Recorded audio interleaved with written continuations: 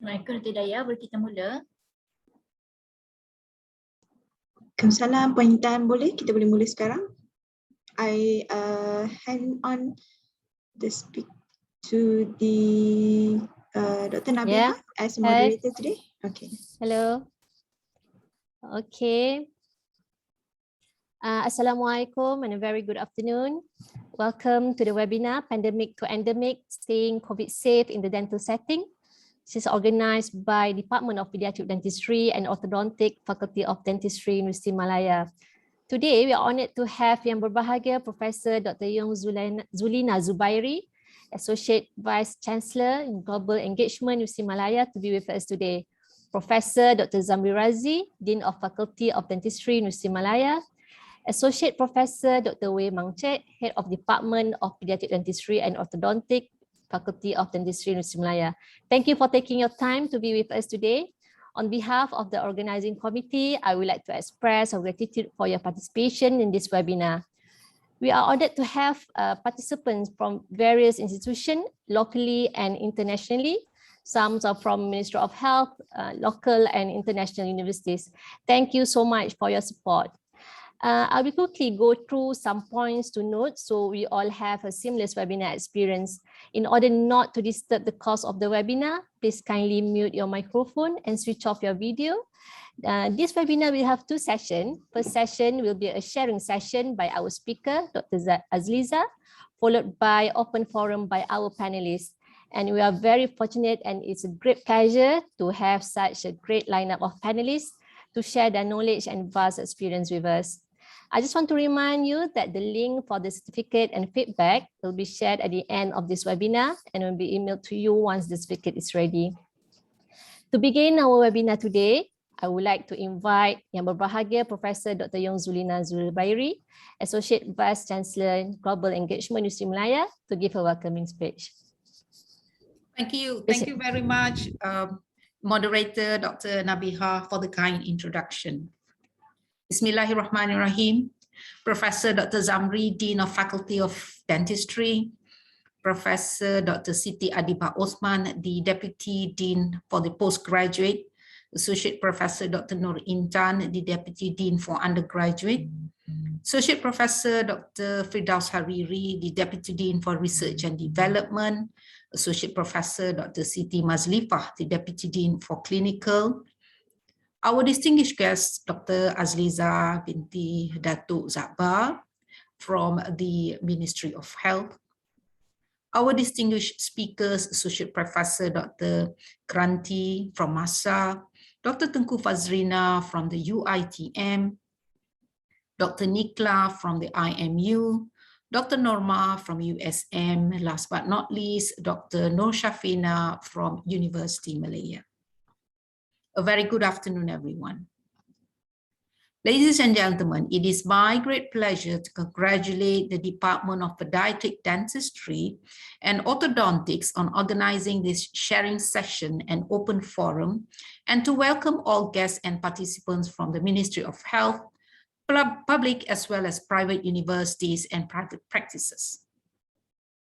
Since March 2020, we have been facing with the threat of human cases of novel coronavirus. We are now entering the endemic of the disease in a country. So while we should never be complacent in dealing with it or preparing for such potential outbreaks, we can be more confident on the ability of our healthcare professionals to contain the danger. Ladies and gentlemen, infection control is a measure that we practice to reduce the risk of transmission of infectious agents to patients and employees, while knowledge is a skill in understanding which a person gets by experience or study. Practice is the application. The right knowledge and good infection control practices are imperative to prevent the risk of transmitting infectious agent during patient care in all dental health settings. It is the responsibility of all healthcare organizations to ensure that their staff and students are adequately continuously trained in infection control, that the standard precautions are always followed in the clinic. Through these sharing sessions by Dr. Azliza and the forum panelists, we look to you, the experts, for new ideas, guidance on ways to optimize the delivery of dental services to meet the healthcare needs of our patients and community for the future. I would like to thank the Ministry of Health for its continuous contributions on health and the well-being of our community during the pandemic. I wish you all, the distinguished speakers and all guests, a fruitful and enjoyable afternoon session. Thank you so much. Thank you, Professor Dr. Yung Zulina, for the speech. Thank you again to be here today with us. Let's move to the first session of this webinar. The first talk will be given by Dr. Azliza on her experience related to delivery of oral health service during COVID-19 pandemic. I just want to remind you, if you have any question for the speaker, you can post a question in the chat box and I will forward the question to the speaker at the end of the session. If you wish to ask verbally, please raise your hand virtually and I will call your name to ask question. I would like to introduce our speaker, Dr. Azliza Datuk Haji Zabah. Dr. Azliza is a dental public health specialist. She is the Senior Principal Assistant Director in Oral Health Program Division, Ministry of Health Malaysia. Dr. Azliza received her Bachelor of Dental Science from University of Western Australia in 2002. She obtained her Master of Science in Dental Public Health from University College of London, United Kingdom, followed by Doctorate in Dental Public Health from University Malaya, Kuala Lumpur. She has vast experience in dental public health, coordinating, implementing and monitoring matters related to dental health policy and strategy plan to ensure the smooth delivery of service activities under the Oral Health Program, Ministry of Health Malaysia.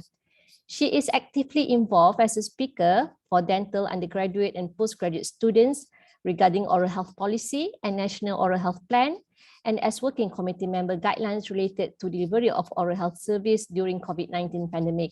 She is also a committee member of the Crisis Preparedness and Response Committee, CPRC, Oral Health Program, Ministry of Health. Without further ado, I would like to invite Dr. Azliza to continue with her sharing session. Over to you, Doctor. Thank you very much, Dr. Nabiha. Assalamualaikum, good afternoon, everybody. I would like to thank for University Malaya to invite me for this session. I was being asked to deliver some sharing experience that we have in Oral Health Program in Ministry of Health in developing the guidelines through this pandemic COVID-19. So I would like to share my PowerPoint with the rest of the participants today. Yes.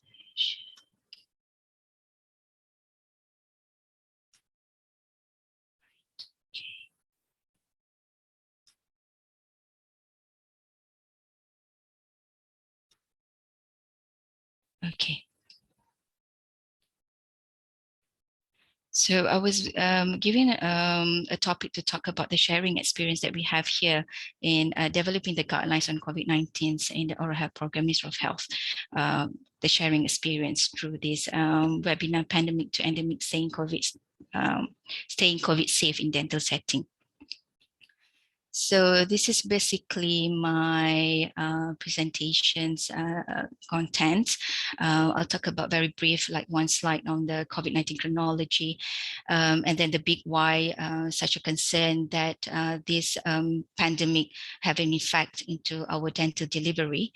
I'll talk about the backgrounds or evolution, some sort of evolutions, what we have on the guidelines that we have at the current moment, how many guidelines that we have, how many versions that we have revised from the beginning of the guidelines since beginning of 2020 up until now. What are the new norms that we emphasize on the guidelines as well. And apart from that, I'll talk about patient management as a whole during the pandemic COVID-19, not to forget on the staff management as well. And then just one slide on conclusions, take home message for all the participants. So basically, with any other guidelines, the guidelines of this COVID-19, what we call the latest guideline, Garis Panduan Pengurusan Wabak COVID-19 Perkhidmatan Kesihatan Pergigian, the second edition released on 16 July 2020. Serve as a general reference for the particularly for the oral health care service delivery in the Ministry of Health in our dental facilities during the pandemic. The main reason that we wanted to have the guidelines is to ensure that during this pandemic, a very safe dental delivery is dental delivery is delivered safely, not just for the patient, but also for the oral healthcare workers. So that is the fundamental behind why we wanted to have the guidelines during the pandemic. So basically the chronology of the COVID-19, I think everybody knows about it. Just for a recap, we were quite surprised in 31st December in 2019, we were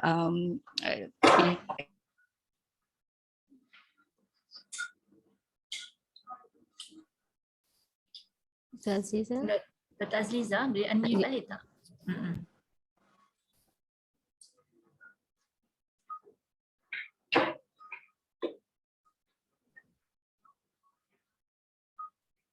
Dr. Aziza, you are mute.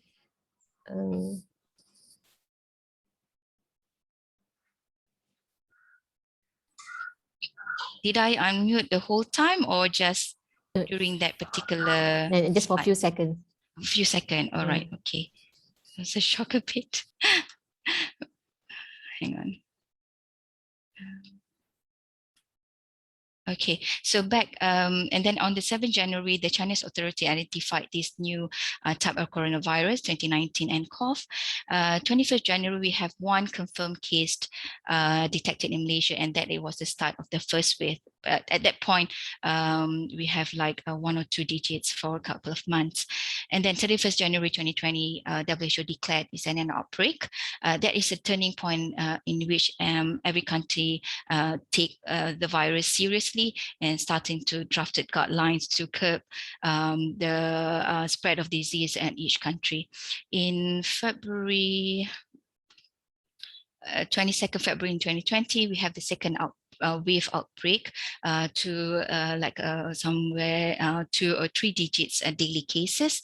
And then we have a downward trend, I think, in July, August in 2020. But however, we have another surge of the third wave on 20th September of 2020, what we call the third wave outbreak. But at the same time, however, the country actually launched the National Immunization Program, which has tremendously had reduced the daily cases recently in the last couple of months. If you look at the graph of daily cases, we have a peak of nearly 24,599 cases in 26 August 2021. But recently, for the last couple of days, we have 4 digit, around 5 case and 6 case daily cases, positive daily cases. So we have a very good positive downward trends of COVID-19 cases for the last couple of weeks in Malaysia. So the big why we wanted to have a standard standard operating procedure pertaining to COVID-19 is in view of how does the virus can actually transmit or spread to others. So basically from a carrier, it can transmit with airborne droplets, through coughing to another individuals if they are not wearing, if they're not strict to SOP procedure, SOP wearing a face mask or having a very close contact, less than 1 meter. And one of our concern is actually during aerosol genting procedure, dental treatments, the carrier, the aerosol during AGP can be released and then can be transmitted to the dental professional with a direct contact. And if the aerosol settle down in contaminated surfaces on dental equipment, on dental chair, without a good PPE and a very good disinfection, it can have indirect contact to that dental to that oral care workers while treating a COVID-19 carrier. So when we talk about the spread of the disease, the airborne transmission is different from a droplet. If you talk about droplet, it's more when they are coughing and sneezing. But when we talk about airborne transmission, the size of it is very small, around less than 5 micrometers. What the biggest concern is it can actually stay a bit longer in a long periods of times in the air, suspended in the air. So these are a major concern, because when we talk about dentistry, it's our bread and butter that we normally do aerosol generating procedures, which can contain these numbers of virus and can induce the COVID-19 disease. So the aerosols are generated when saliva mixed with water from our handpiece and is streamed during aerosol generating procedures. That's number one, why we are really concerned during dental delivery. The number two is in view of the close proximity between the dentist and the patient during a GP procedure or any dental procedure. We have very close proximity with patients, and most of our procedure will take longer than 15 minutes. So these are the major concerns on why we wanted to have a more stringent SOP or guidelines for a reference to ensure a safe dental delivery during the pandemic. So I will now talk about the background. Since the beginning of 2020, our health programs have started with this, what we call a procedure or SOP, up to what we call a guidelines, up to the latest one on the 16th of July. We have several guidelines. We have several times that we revised it in line to ensure that it's in line with the latest findings of very little known about the virus at the beginning of 2020. So we have the first procedure, pengendalan saringan 2019 in klinik pergigian. That was the first one.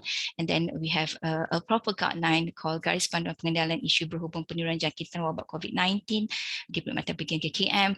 And then we have evolved to the third version, Garis Panduan Perkhidmatan Kesihatan Pergigian Pasca Perintah Kawalan Pergerakan. And then the recent one entitled Garis Panduan Pengurusan Wabak COVID-19 Perkhidmatan Pergigian. So how do we develop this guideline? At the beginning, the evidence and the guidelines in other countries was very, very limited. But the major guideline that we refer to, of course, our counterpart medical guidelines, which had been tremendously revised during the beginning of 2020. At the beginning, the guideline was only available in terms of hard copies and circulated through email. But recently, with the development of the website COVID-19 MOH, the guidelines is easily available online. We also refer to WHO with the recent any recent definitions or any recent findings through WHO website. We also refer to CDC. Apart from that, we also refer to other countries throughout, I think, in the middle of 2020 or in March on, there are more countries which produce guidelines that are available online.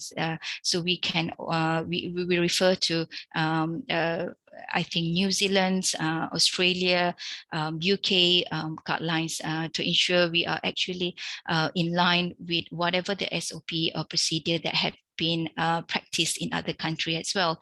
So recently, I think at the end of 2020 or the beginning of 2021, we have more and more guidelines. For example, the NHS Education for Scotland, very good guidelines.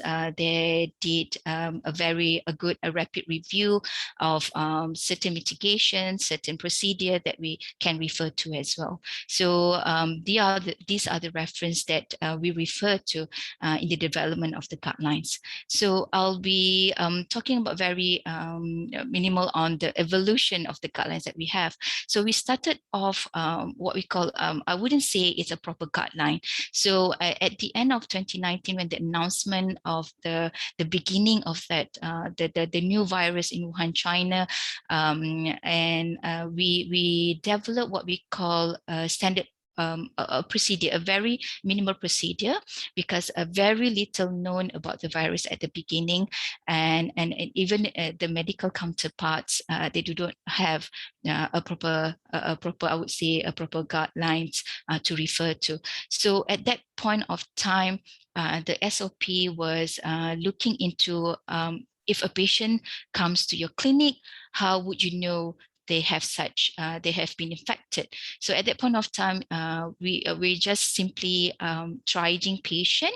If they have symptoms, a list of symptoms, they will be labeled as person under investigations, and then we would the clinic would automatically or immediately refer the patient for further management to our medical counterpart, Klinik Kesihatan.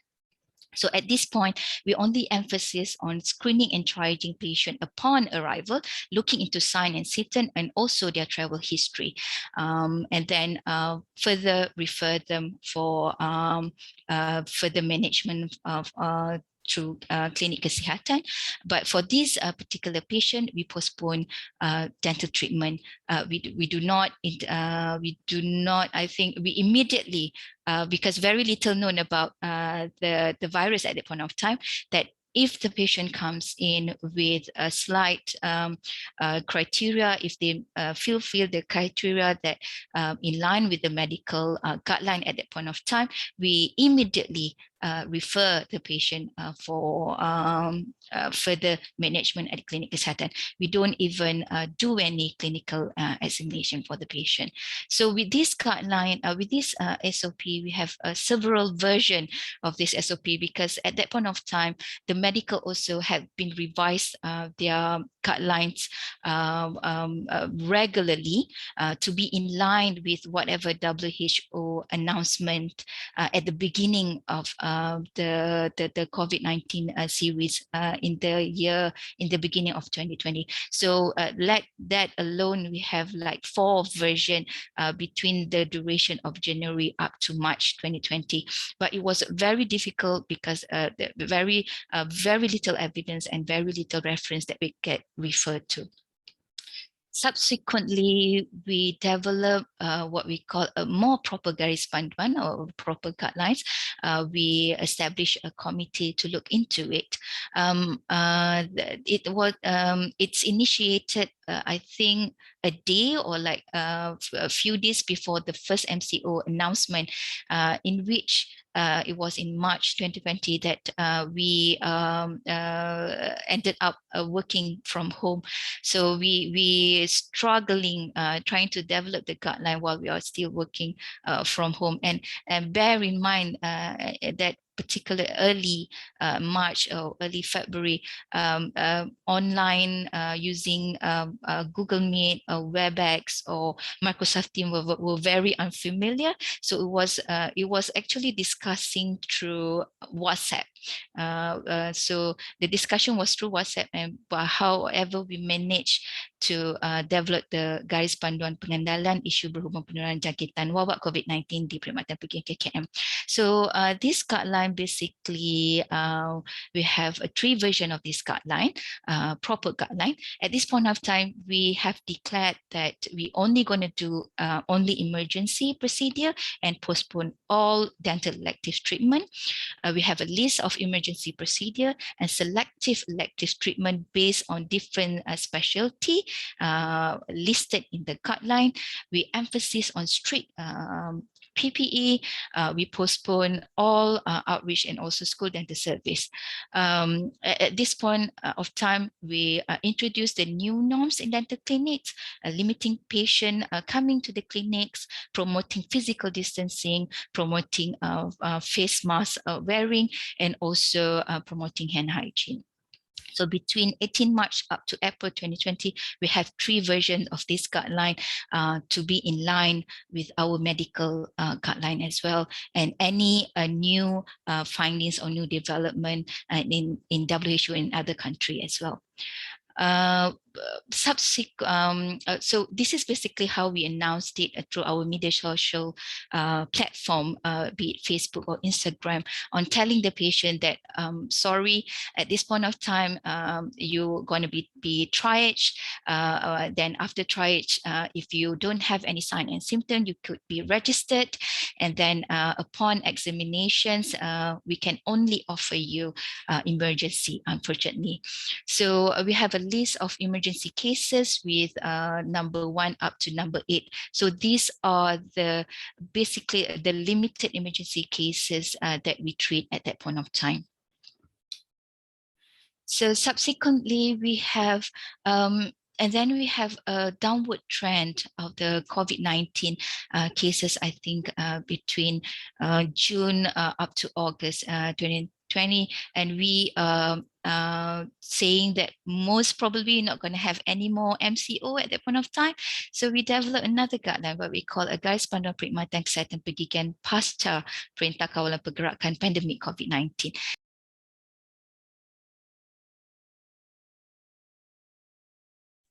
Dr. Aziza? Yes, at this point of time, there were downward trend of COVID-19 positive cases, and we have the decision that maybe probably we could be more relaxed and not just offering emergency treatment, because the backlog of elective dental appointment was huge. The waiting list was huge, and people have to wait up to 6 months for them to be able to get any dental treatment. So we have decided that dentistry, the delivery needs to be more relaxed, and then dental delivery can now be more than just offering emergency treatment. But however, it depends on location of the clinic, whether you are in the red zone, yellow zone, or green zone. At this point of time, there were no orange zone. So so it depends on which location the clinic up to the mukim level, because do remember at that point we have daily cases reported, and also labeling of zoning based on how many cases reported on that particular for 7 days reported cases. So basically those clinic in red zone can only offer emergency. However, those red and yellow zone can only offer emergency. However, those clinic located in green zone can offer both emergency and also elective treatment. However, whether or not the patient can be entertained, whether they can be offered elective or emergency, based on the patient category, whether they are low, medium, and high. At this junction, we also identified, we have located or identified a special room, what we call AGP room, isolated room to do AGP treatment in clinic. And also we have resumed outreach and school dental service delivery. However, it depends on the approval of the relevant agencies. So, okay. So at that point of time, we also in a way discourage patients to come as walk-in, so they need to call the dental clinic nearest to them to make an appointment. So this is to ensure physical distancing and to limit patient attendance at because do remember before COVID, we have patient waiting in the waiting area very close to each other. So we do not wish to have that sort of situation anymore. So we encourage patient to actually call to have an appointment and not just walk into our clinic. So having said so the downward trend of COVID-19, and we were hoping that there will be no more MCO. However, during the September, we have the third wave, the surge of a third wave. So we come up with another garis panduan. This time around, remember the two garis panduan that we have before, it was still two separate garis panduan which have cross-reference between garis panduan. So we have decided to actually combine these two garis panduan to make it only one garis panduan and make it much more easier. And then looking into the cases had been prolonged, and we have postponing our elective treatment for such sometimes we have decided this time around we have to be more relaxed, and we have to I mean the treatment of elective treatment cannot be postponed anymore. So we have revoked the use of offering dental treatment based on clinic location, looking into your zone, whether it's red, yellow, or green, or orange. We are now treating patient looking into patient category. So it means that if the patient were triage, if they are low risk, they can be receive treatment and AGP or non-AGP treatment, whereas for high-risk patient, they can only limit to emergency treatment. At this junction, we also introduce a Fallow Time, which I will deliberate more on my next slide. With this guideline, we have currently two versions. So the first version was released in May, and the second version released recently, 16 July 2021, the second edition. So when we talk about the guidelines, we talk about the new norms. So what's the difference? So dentistry has always been, I would say, being a dental student and being a dentist working and doing dental delivery, we have always been known as a profession that very strict in our infection control and also PPE. So what's the difference? I mean, are we not being stringent all this while? Are we saying that we are not particular in our PPE and dental delivery, that we have to have these new norms out of the blue? So in a nutshell, I wouldn't say that we have totally changed our practice of dental delivery, that what we have done before with the strict infection control and the strict PPE. We have done it before, but with the virus of the mutations of the virus and the contagious and the I would say the deadly, the severe result of the COVID-19, it has heighten up our infection control or level up our infection control and PPE. Not saying that we were not stringent, but we have increased it to another level to ensure that the safe delivery, the safe of dental delivery for both patients and also oral healthcare workers. So these new norms that we talk about is actually just an enhancement of what we have been doing all this while. So I will talk about on a few headings, looking into triaging and screening, what the different in our facilities, about PPE and mitigation of our aerosol, because we knew that aerosol is the main concern of dental delivery that could have a very high risk transmission of the disease. And I would also talk about point number 5, which is, I can't see. Hang on. let me remove this, looking into the patient as well. So not just the facilities of the oral healthcare workers have this, what we call new norms, but the patient also have the new norms. So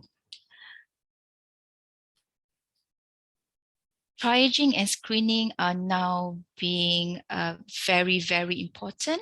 Maybe before we don't even triage our patients, but having COVID-19 around, we have been more stringent even before the patient actually enter our dental clinic. So upon triaging, that's the only gatekeeper that we have. So we have to be very stringent at that point. So before the patient enters to the clinic, we screen the patient to categorize the patient whether they are into the high risk patient or they are actually the low risk patient. So those patients with a high risk patient would those patients who is suspected case of COVID-19, which fulfill clinical and also epidemiological criteria.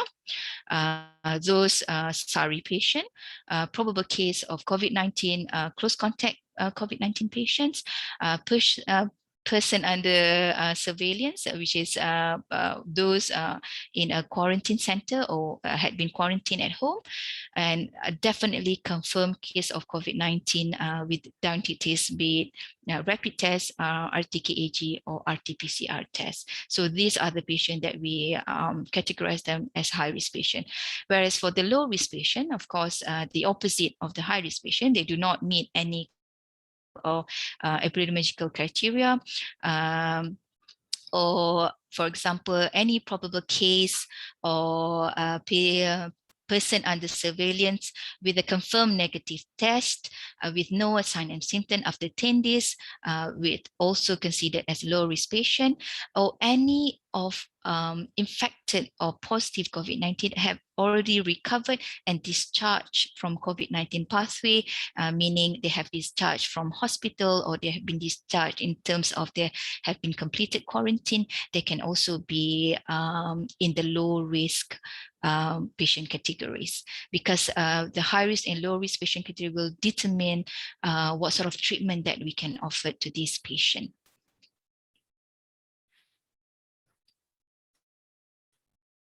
Another things that have been leveled up, as I mentioned before, is our personal protective equipment.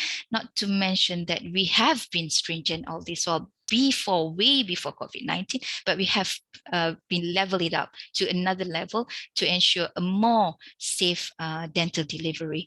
So basically in the guideline, we are looking into the normal PPE that we have even before COVID, looking into different position or different what sort of PPE suitable, looking into where you are positioned, whether you are triaging or at the counter, and then whether you are dealing with a low risk patient or high risk patient. So this table basically sum up what are the suitable PPE based on your location and also based on what procedure you are doing.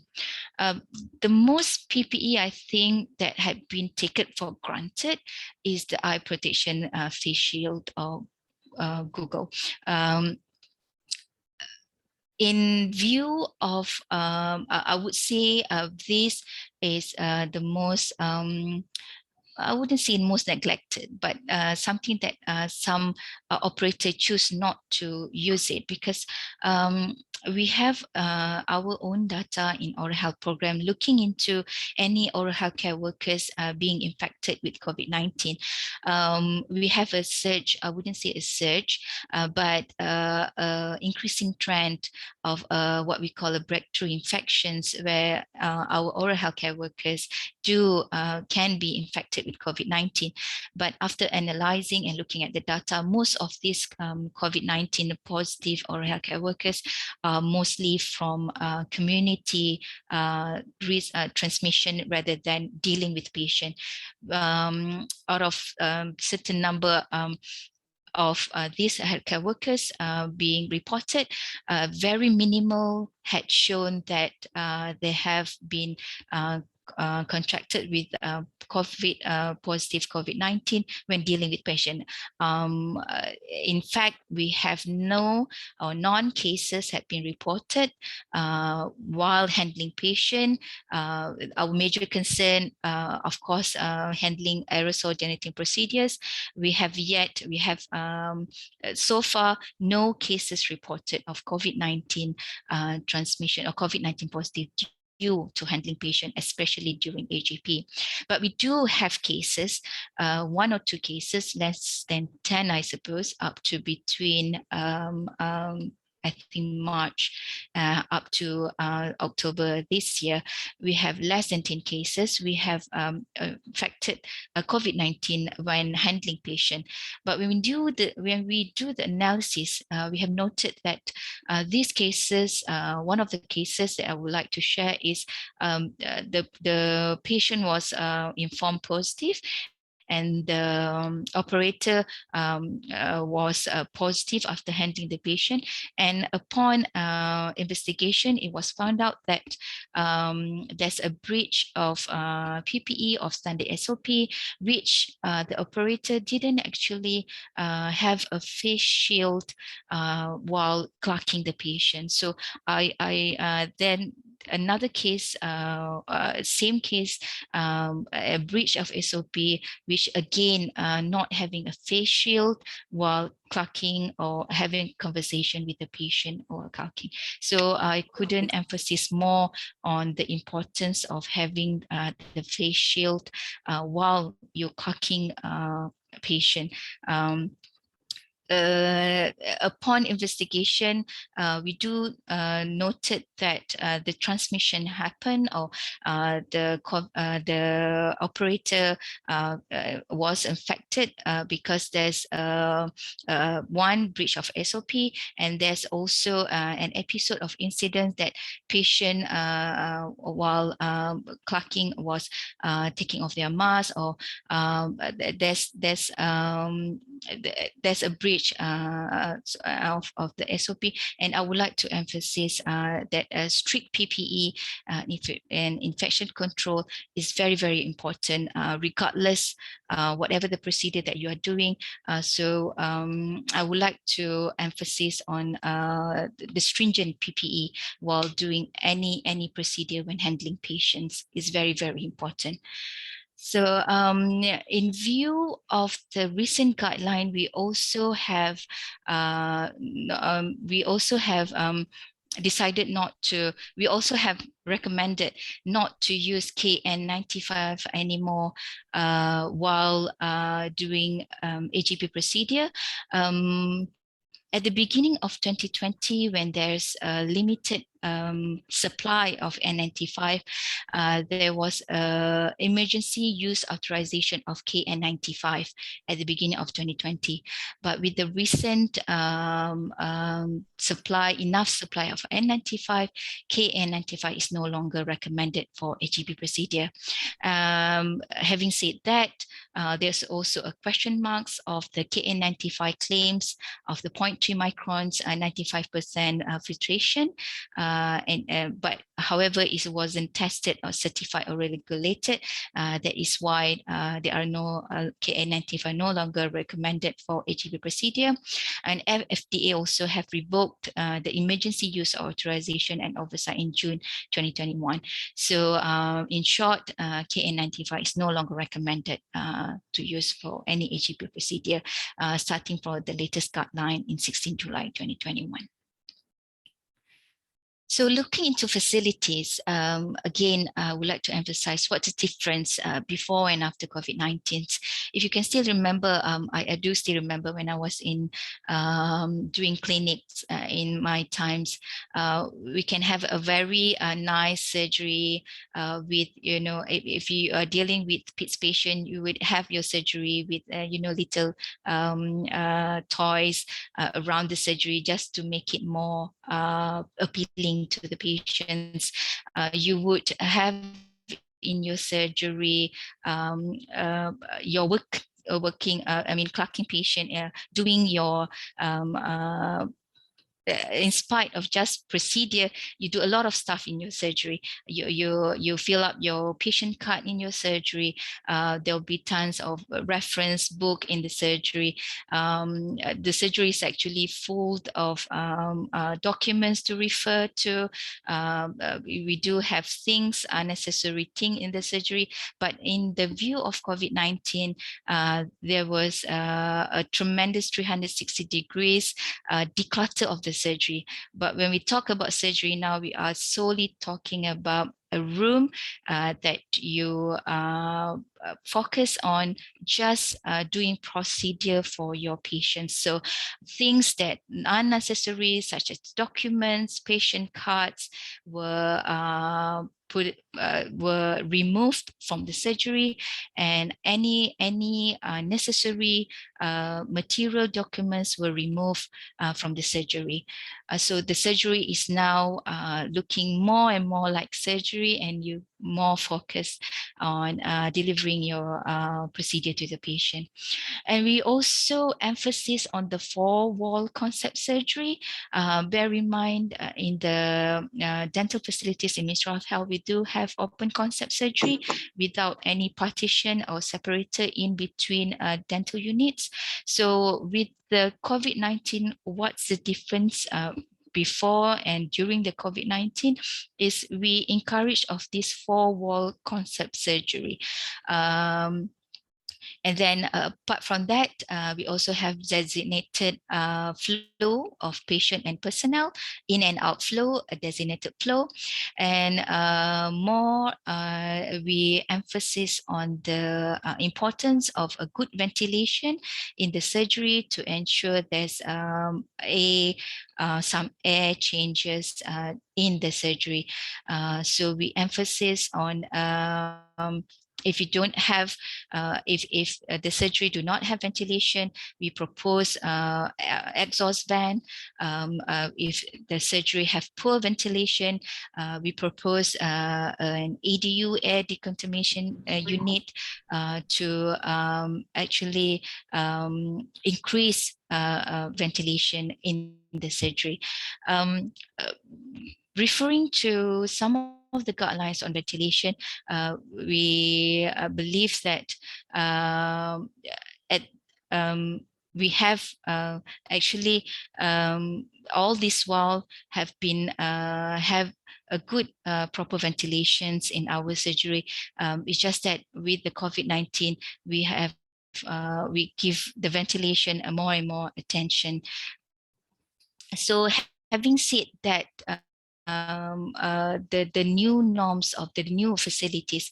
So we have actually classified our facilities or dental surgery unit into 4 different dental surgery. So we have one of the surgery, what we call an AGP room, a room that you can do your any procedure pertaining to AGP procedure. We call it AGP room. It has to be it has to have a closed door. It has to have a 4 walls, a partition, a separator. Open concept surgery is a no-no. So this AGP room in the dental facilities, we equipped with extraoral vacuum suctions and also air decontamination unit to increase the ventilation. Based on the reference, when we developed the guidelines, we have very limited evidence that actually support EOVS and ADU. However, with this still limited evidence to ensure the best, to ensure a safe delivery of, for the patient, we still emphasize that for our dental unit, or at least in one dental clinic, we have at least one AGP room which fulfill this criteria with EOVS and ADU. Having said that, I think in the middle of 2020, Ministry of Health, Oral Health Program have worked very hard to get extra budget, operation budget, to get this additional EOVS and ADU to equip what we call an AGP room. Subsequently, we also have another room, what we call a AGP minimum room, which do not have EOVS or ADU, some extra EOVS and EDU, what we call an AGP minimum room. However, this minimum room, in order for you to do AGP, it has to be a closed door. It has to have a 4 walls partition or separator, and it has to have a good ventilation, be it mechanical ventilations with open windows, or natural ventilation with open windows, or mechanical ventilation using with good air condition. The AGP minimum room have, for you to be able to do AGP in this room, you have to ensure that the room is with a good ventilation. Then we have another room, what we call existing room. We call it existing treatment room, which maybe does not fulfill any of the AGP minimum criteria room or AGP room. In this room, we can do any procedure, non-AGP procedure, such as extraction, denture, which does not non-AGP room in this existing room. However, with the high-risk patient, we still recommend for high-risk COVID-19 patient, if they need AGP, any AGP procedure, this patient need to the procedure need to be done in a negative pressure room or airborne infection isolation room, or AIIR.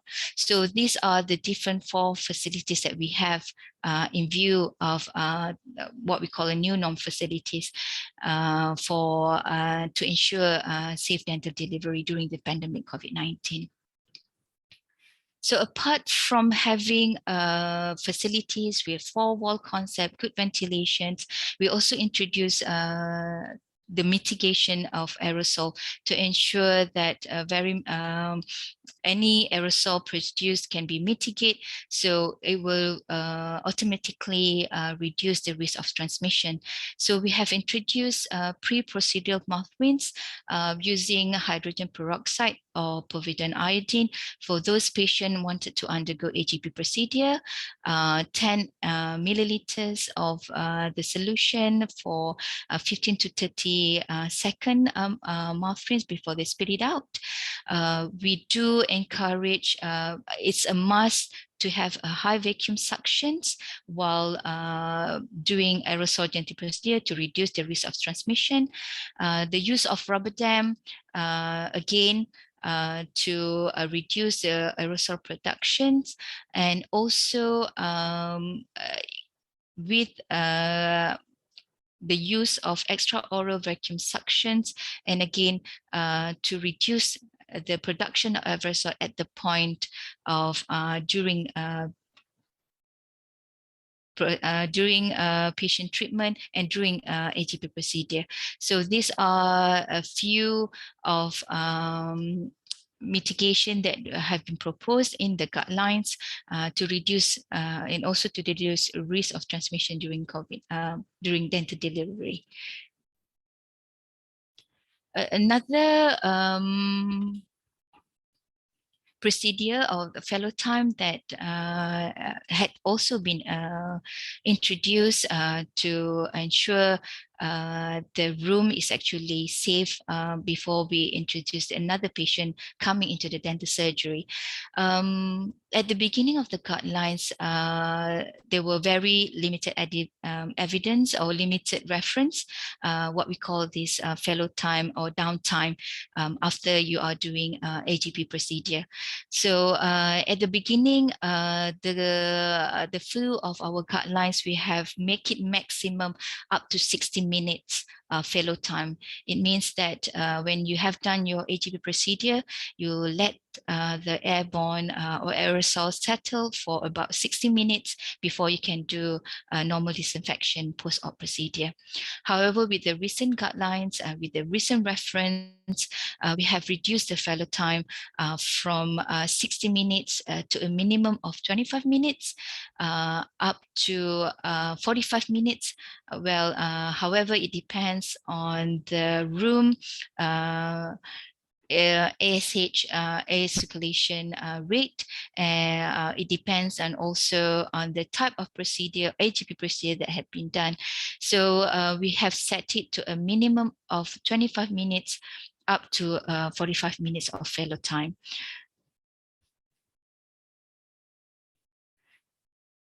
So the next flowchart is looking into what have been discussed before in a more easy to refer to for the implementation at the ground level. So we have made an easy flowchart for the actual implementation at the ground level to ensure that they are more clear and what PPE to use, which room that can be used if they wanted to do AGP, what sort of if it depends on patient category, what sort of procedure that it can be offered and which room and what PPE to use, for example. So if we take an example, looking at this flowchart, at the point of triaging, we divide the patient into high risk and also low risk patient. So high risk patient, they can only offered or they can only receive emergency treatment. If it's AGP emergency treatment, it has to be done in nearest clinic, in the designated room, what we call AGP room, because bear in mind this is a highly contagious patient. The PPE is as listed, identify the basic PPE with head cover and shoe cover. Whereas for a non-AGP procedure, it can be done in just a bilik rawatan AGP or AGP room with ADU and EOVS, and the PPE as the same PPE when handling high-risk patients. Whereas for the low-risk patient, the low-risk patient can receive any treatment, AGP or non-AGP. However, the room that can be used to offer this offer this AGP treatment depends on which clinic located in which zone. If the clinic located in orange or red zone, they can only offer AGP treatment in what we call the AGP room, as I mentioned earlier. However, with low risk patient, the operator have the option to use N95 mask or 3-ply surgical mask, but the rest is still the same.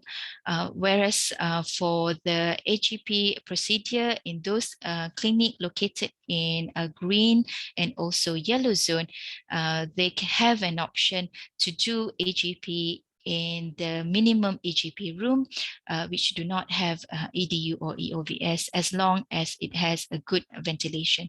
The PPE is still the same.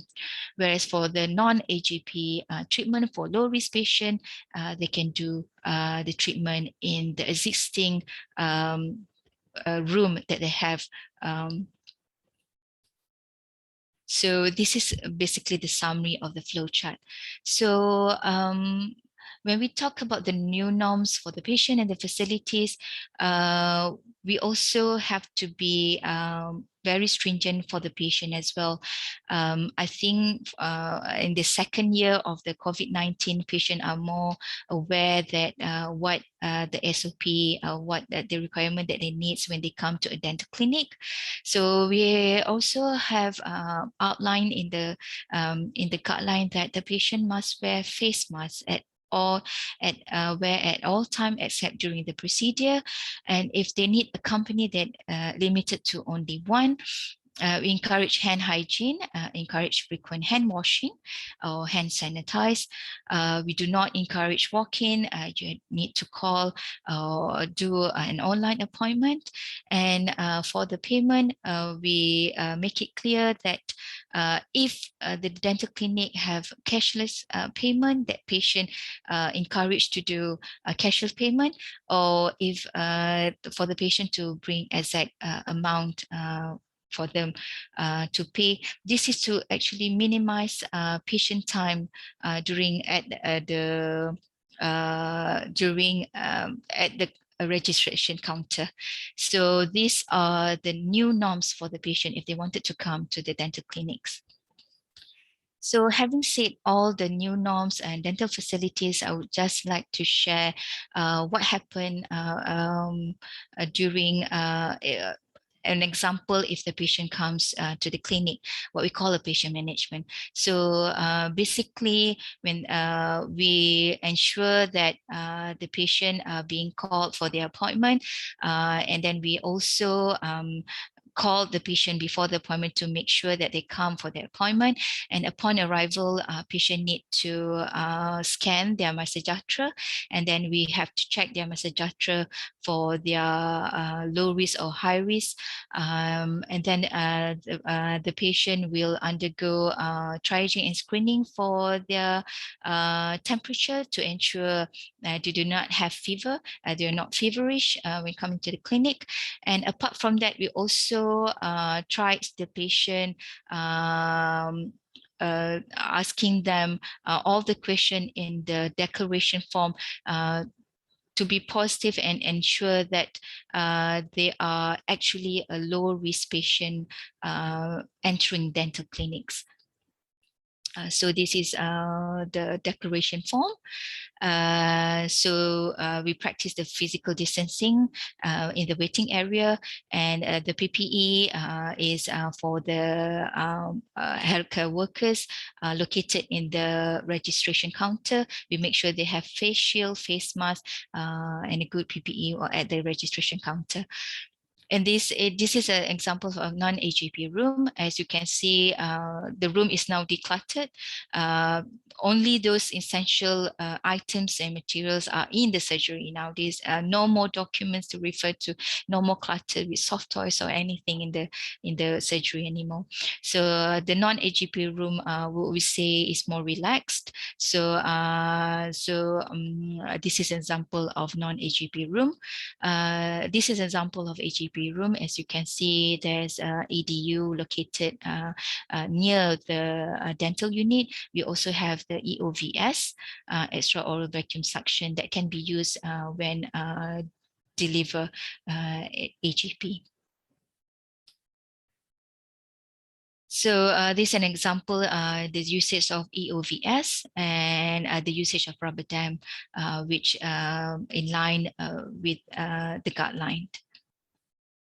So post-operative procedure, we ensure the normal infectious control being adherence, domestic waste and clinical waste are as per usual way before COVID. Disinfections after the fallow time during the post-procedure had been done to ensure the next patient entering the dental unit in a proper cleaned and disinfected surgery. And then we encourage the doffing, removal of PPE. We encourage donning and doffing as well. And then in the guideline also mentioned that if there should be a designated area or a room that healthcare workers can do their donning and doffing. And as you can see, the first pictures, the separator of the wall separated had been installed.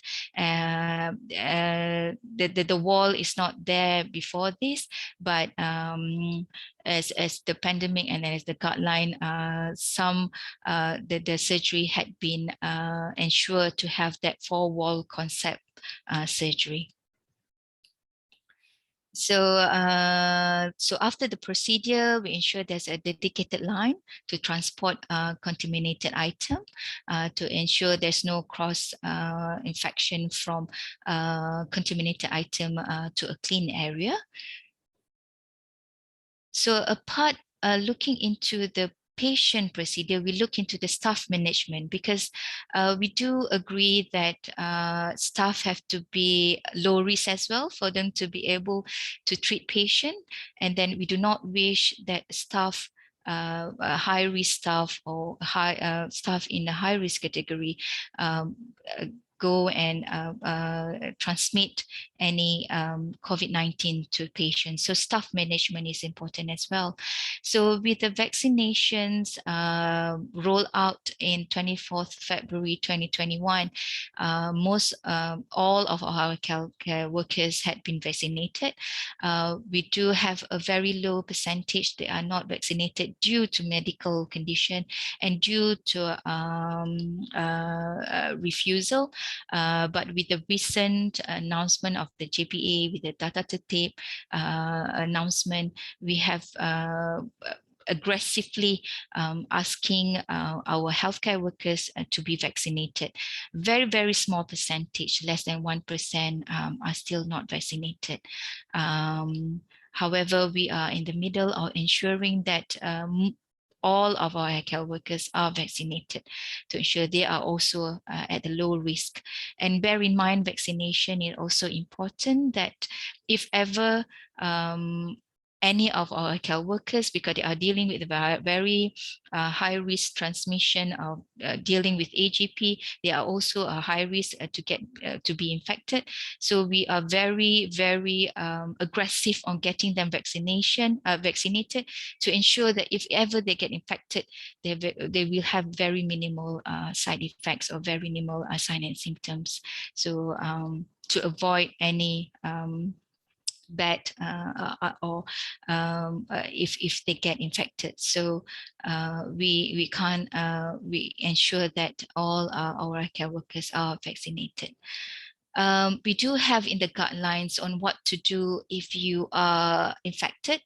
So if you are infected, if you're close contact, what needs to be done, whether you need to be quarantined, whether you can deal with patients, how long does the quarantine need to be, and what are the procedure that considered as close contact, what are the criteria that are considered as close contact. We do have that as well to ensure that any high-risk healthcare workers will not be in the surgery dealing with patients and dealing with aerosol generating procedures.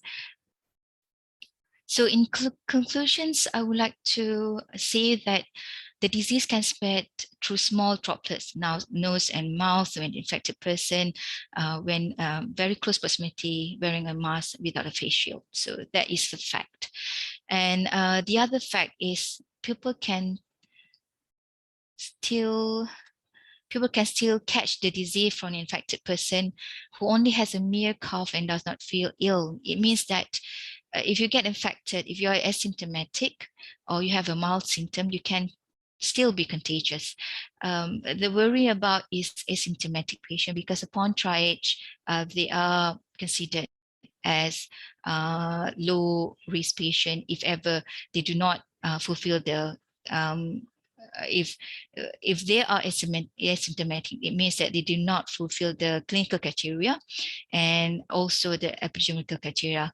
We do have this possible patient that come into the surgery. So I think the take-home message that I wanted to deliver today is we have to be rely on, we have to ensure that we are actually practicing standard precautions at all time, regardless the patients, because it has always been standard precautions for day one. It's just that with the recent COVID-19, we tend to maybe overlooked. So standard precaution has always been there. So to ensure that minimum infection prevention practice that apply to all patients, regardless whether they are suspected or confirmed infection status of the patients by CDC, and MDC also emphasizes that standard precautions are procedure specific and not patient specific. So it means that at all time, regardless the patient risk or category, the take home message is we have to practice standard precaution to all staff, and also when dealing with patients. So that my take-home message. And safe delivery dentistry can be done by strict adherence to SOP. Again, back to basic standard precautions. These are my reference. Acknowledgement. Thank you for the Principal Director of Oral Health and Director of Oral Health Policy to give me the permission to actually give in this talk, and also credit to some of the images and photos from the Facebooks, Dr. Siti Salwa and Dr. Azri Hafizuddin for the tremendous images and photo used in this presentation. With that, I thank you. Thank you, Dr. Aziza, for your very informative talk. Actually, we got a lot of questions coming in, but I'm afraid that we're running out of time. So maybe I can choose few questions, and if you don't mind, other question we can email to you, and you can answer through via email. Is it okay, Dr. Aziza? Yep, sure. Okay, the first two questions coming from Dr. Yasmin. She wants to know about the school treatment visit, school dental service. How is it during the pandemic and now? Is there any SOP for school dental service?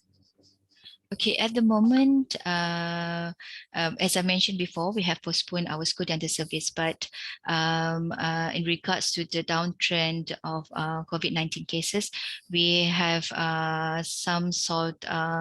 have made some arrangement that we're going to start back our school dental service soon. But for the time being, what we have done to ensure the continuity of school dental service, we have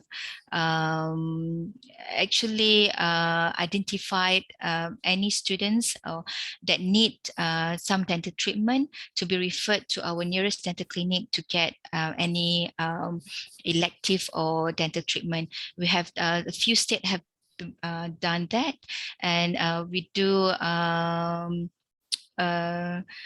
for the upcoming preparation for the school dental service, we have also in the middle of equipping our portable dental surgery in a way that we are having some innovation to create this AGP, what we call a portable AGP room in a school. For your information, we do have different type of dental unit, and for our school dental service, we have a room, what we call a clinic pergigian static, which an allocated room that have been allocated to us, a proper 4 walls room that had been allocated to us for any dental treatment. So if the particular team have got a proper room, they can do AGP. If the school started, they can do the AGP. However, if you go to a school which does not allocate a room to us, we used to do it in a lab or things like that. We have some innovation, what we call a portable AGP room. So if it's a worst case scenario, if we can't do AGP in that particular school, we will do screening and refer this patient back to our clinic. I think that's the plan for the next school dental service. Thank you, Dr. Aziza. The second question, how do you define aerosol generating procedure in your guideline, as there are many conflicting opinions regarding what is considered a GP in dentistry? Right. I think I was referring to, there are a few references that we refer to, WHO, and also a few of other guidelines. I can't remember on top of my head the exact words, but if I could just a summary of the AGP procedure is any procedure that will generate aerosol using a handpiece of a motor handpiece that release water, and this with the release of water, there's a mix of saliva, and those procedure that use a rotating handpiece that can produce small droplets of water that can mix with saliva is considered as aerosol generating procedure. For example, scaling and also filling. Those are the examples. All right. Another question from Padma Prasad. Can we decline treating patients who refuse vaccination or ask them to do saliva tests before AGP or non-AGP procedures? Okay. I think this is very sensitive questions. Yes. But that is quite important as well. At the current moment, we don't have a policy in health setup per se. We do have policies that fully vaccinated can dine in, fully vaccinated can enter, for example, shopping complex and things like that. But we don't have any policy that saying that looking into vaccination status for them to be able to receive some treatment, for example. So I would answer this based on my opinion as a dental dental professional, and based my ethical belief as a dental professional. I do not agree on the suggestion that you should refuse treatment for unvaccinated patient. I do believe healthcare is universal, and we shouldn't I would say have different treatment for different discriminate for vaccinations. And to another thing is when you are vaccinated, it doesn't mean that you are not contagious. You are still contagious, and you can get infected as well. So the same goes to the unvaccinated. But the bottom line is, I'm not in a way saying that I do support those that not vaccinated. I do support for all people to get vaccinated, because the fundamental for it is because of the high risk transmissions of the COVID-19 during dental procedure. All patients are at a high risk to get infected by COVID-19. So if you a vaccinated individual or a vaccinated patient coming in having our dental procedure, so if ever you get infected, because it's a high risk transmission during high risk transmission of COVID-19 during dental procedure, if you are vaccinated, so you get less effect of the bad worst part of the COVID-19. So that is the message that we want to cut across, not discriminating different treatment and things like that. We wanted to actually save you from the worst effect of COVID-19. So do get yourself vaccinated. Dr. Azhar, maybe I ask you one last question. The other question maybe can email to you for you to answer. In your new guideline published in July, N95 use only recommended for AGP and high-risk patient. How do you define high-risk patient in this current endemic with sporadic infection and symptomless individual? Is it still the same as previous definition of high-risk patient? At the current moment, that's a very good question, because being sporadic, we are saying that patient coming in with asymptomatic, probably a category as low risk patient, but they are actually a high risk patient. Is that I think that was the question I wanted to ask.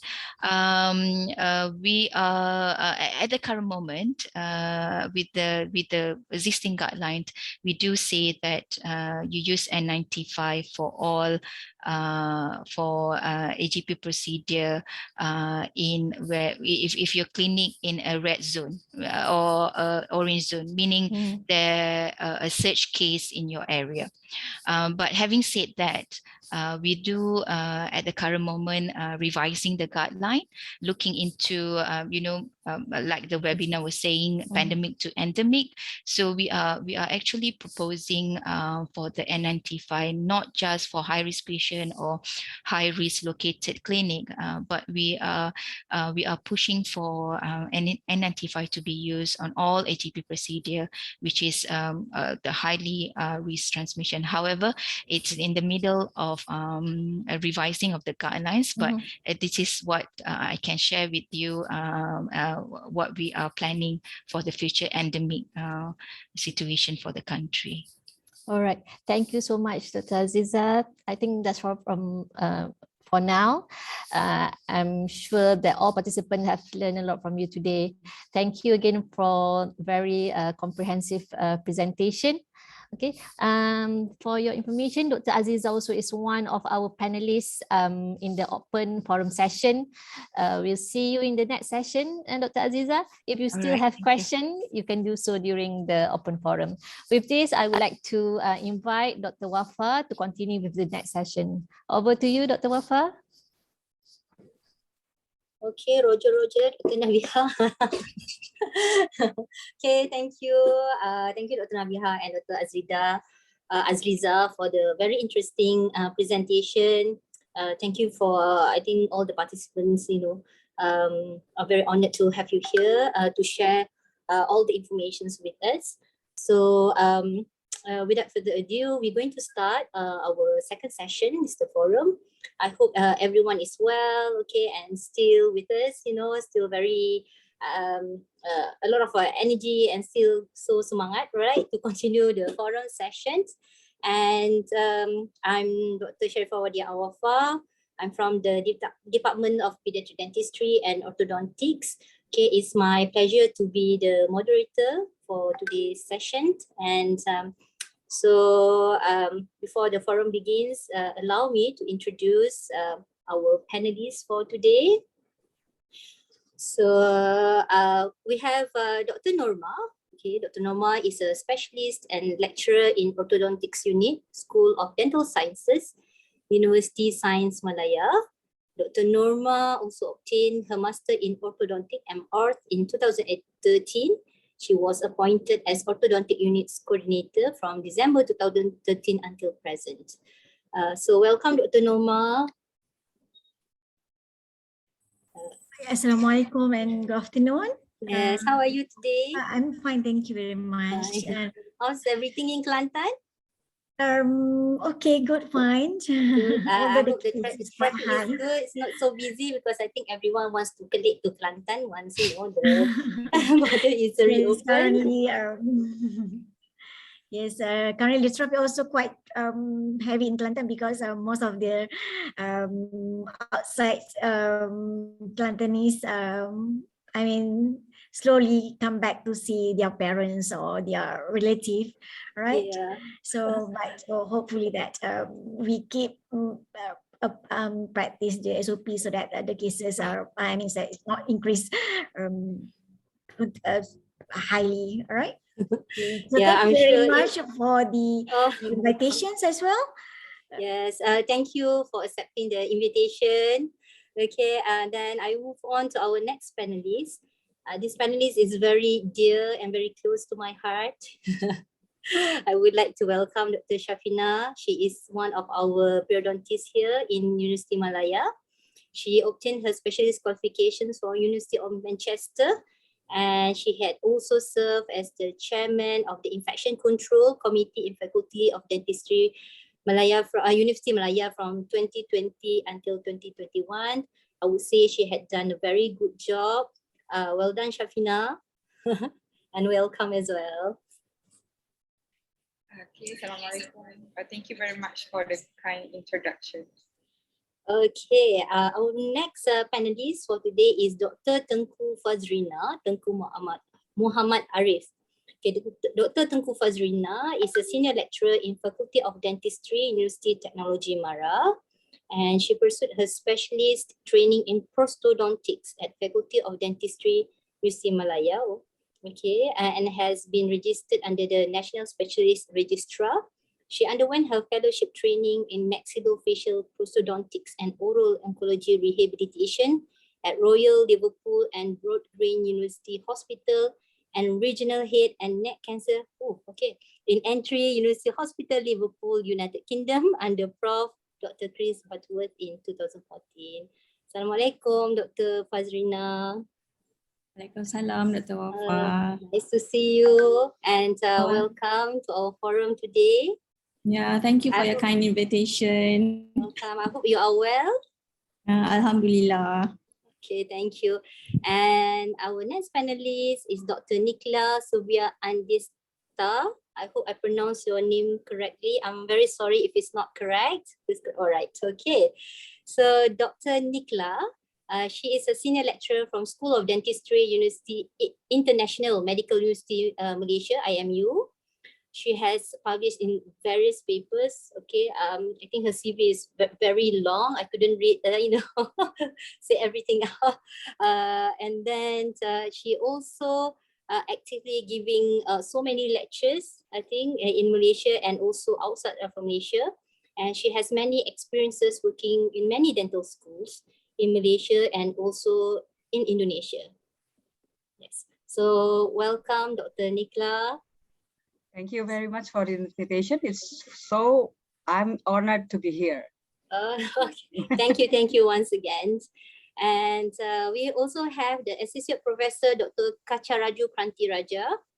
He's the Deputy Dean of Research and Postgraduate Studies and Clinical Services, Faculty of Dentistry, Masa University.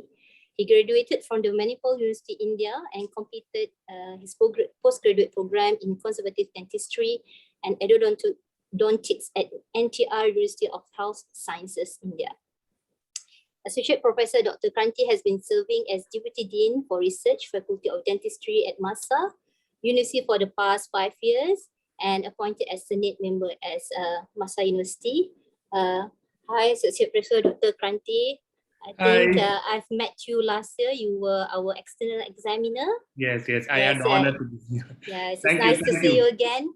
Yes, thank you very much for the invitation. I'm really honored. Thank you very much for conducting such a program. I think it will be a very good informative session for all the participants over here.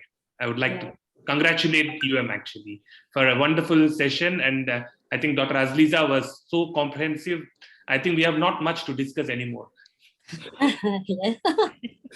Yes, I would like to thank my department. I think the person who suggested to come up with this forum, I think it's the first one where we can gather, various institutions, dental institutions in Malaysia to sit together and so to exchange knowledge and also to discuss and maybe to share. It's like a sharing sessions. What were and also the difficulties that we have, faces during this pandemic session, and hopefully by this sharing knowledge, we can together be ready to move on to the next phase, endemic, hopefully very soon. And also last but not least, of course, Dr. Azliza, the Senior Principal Assistant, Director of Oral Health Promotion Section of Oral Health Program Putrajaya. I would like to welcome you again. All right, so we are again very honored to have a great line of panelists from various institutions in Malaysia. And I think we should start now, looking at the time, okay? So before I start, I would like to make some housekeeping announcements to all participants. Please turn off your camera and your mic so that we don't have any interference during the forum. And also, if you have any questions, please write in the chat box. If you have if you would like to direct the questions to any specific panelists, please write their name as well. And maybe then at the end of the forum session, I will read the questions during the Q&A. Okay, so let's start. All right. The first questions. Okay. Okay. Let me see my list. I have a long list of questions. So first, I think I'm going to address this question to few panelists. So to Dr. Tengku Fazrina, Dr. Nikla, and Associate Professor Dr. Kranti.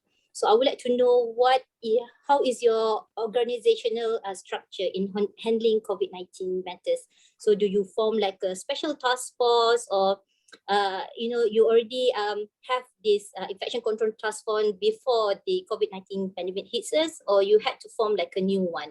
So if you don't mind sharing, maybe we can start with Dr. Tengku Fazrina. Okay, thank you, Dr. Wafa.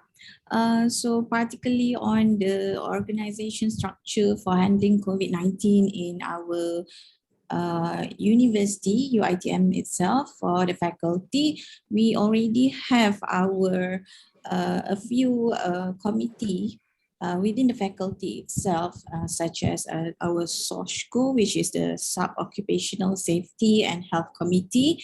We also have our Infection Control Committee. And when this COVID come in, so everyone sit together with the clinical unit itself and the faculty higher administration. So we sit together to come out with it's not really a one sole committee, but we sit together with these few members where we take also inputs from the campus, because we are in the Sungai Buloh campus. So even the campus itself, they have their own jawatan kuasa. And then in the campus itself, we have Hospital UITM. They also have a jawatan kuasa COVID. So, and in the campus itself, we have residential college. The residential college is actually under the main UITM. So we have a lot of input actually, and a lot of guidelines that guide us to handle COVID-related matters in UITM.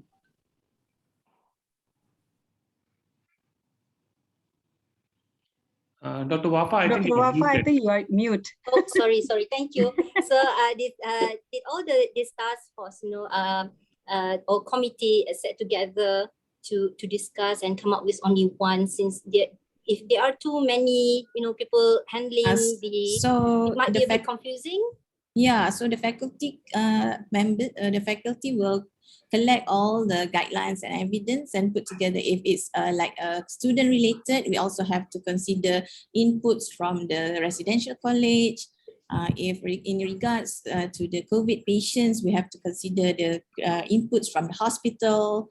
And then for the contact, okay, if we have contacts, even that one is particularly under the SOSHCO, which is the Occupational Safety Health Committee. So any contact or any COVID cases that they are handled by them. Okay, all right. So how about Dr. Kranti, how is it in the MASA? Sorry. Yeah, I think similar to Dr. Tengku, we also have, except for the hospital, we have everything. We have our faculty is in the midst of 60 acres campus, where we have faculty of medicine, faculty of pharmacy, a residential complex, and so on. So what happened was this was a jolt, as everybody felt. We also felt, and we had to do something which was more than what was routinely done. So we had a university level safety and health committee.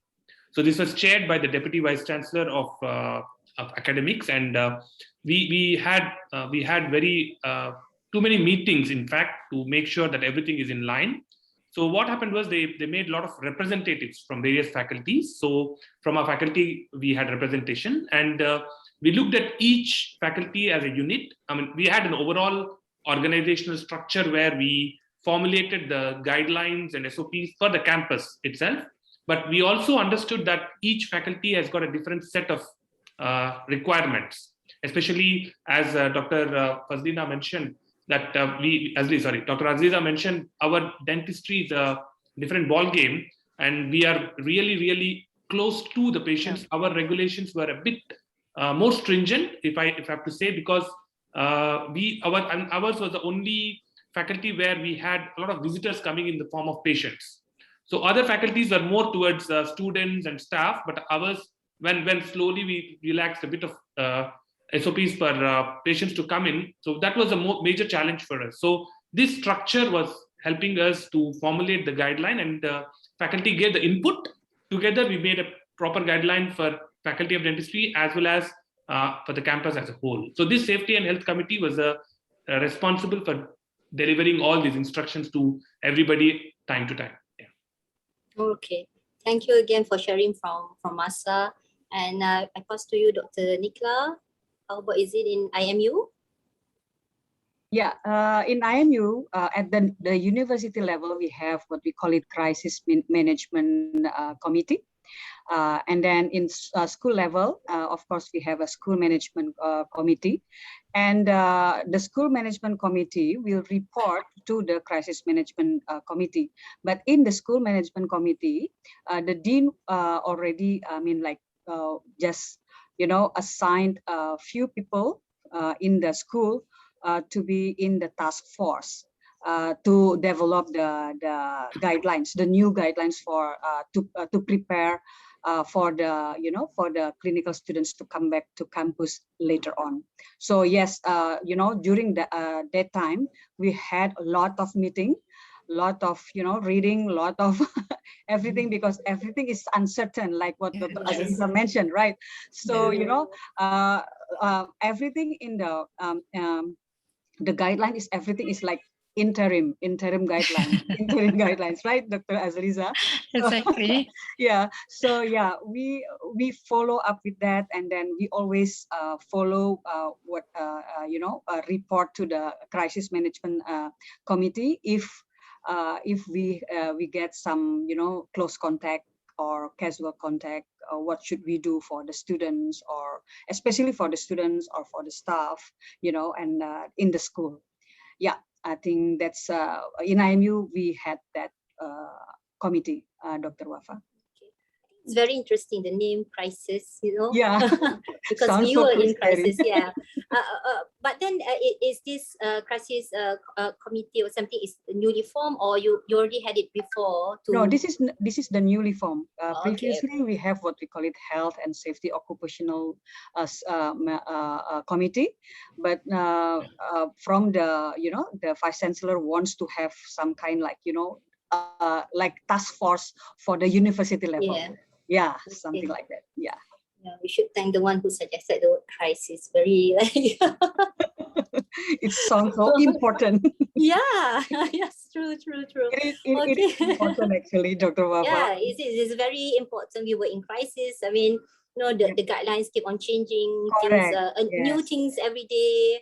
New Yeah. findings, and people have to keep on updating their knowledge. And I think at some point people might get lost. If you ask me, I'm not sure you are at which version of the guideline. To be frankly, we were lost many times, but thank God we can go back to the yeah.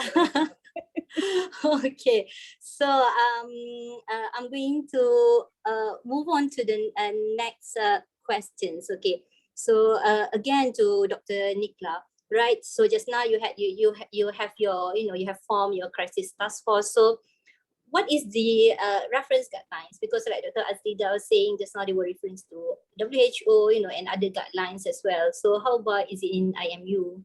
So, okay. Yeah. So in IMU, we develop the guidelines.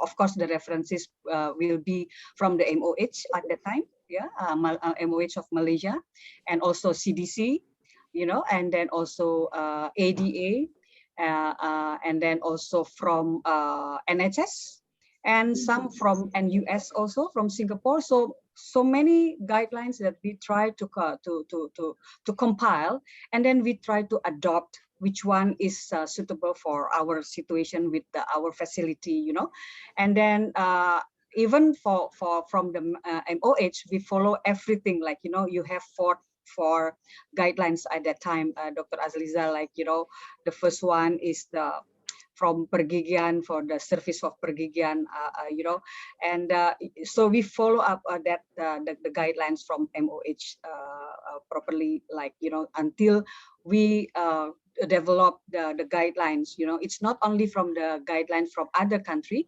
also we try to get some idea from the papers, the manuscript, the articles from the journals, because every day there are always some journals, there are always some new paper, regarding the Yes, COVID-19, So a lot of the papers that we got. So the references, I think at that time, we got maybe more than 30 references. Then, yeah, okay. it took a lot of time for us to read, and, and then, yeah, it's not easy. Then we have the first version, second version, third version, and then we finally develop the one that we can agree upon after we present it into to the crisis management committee.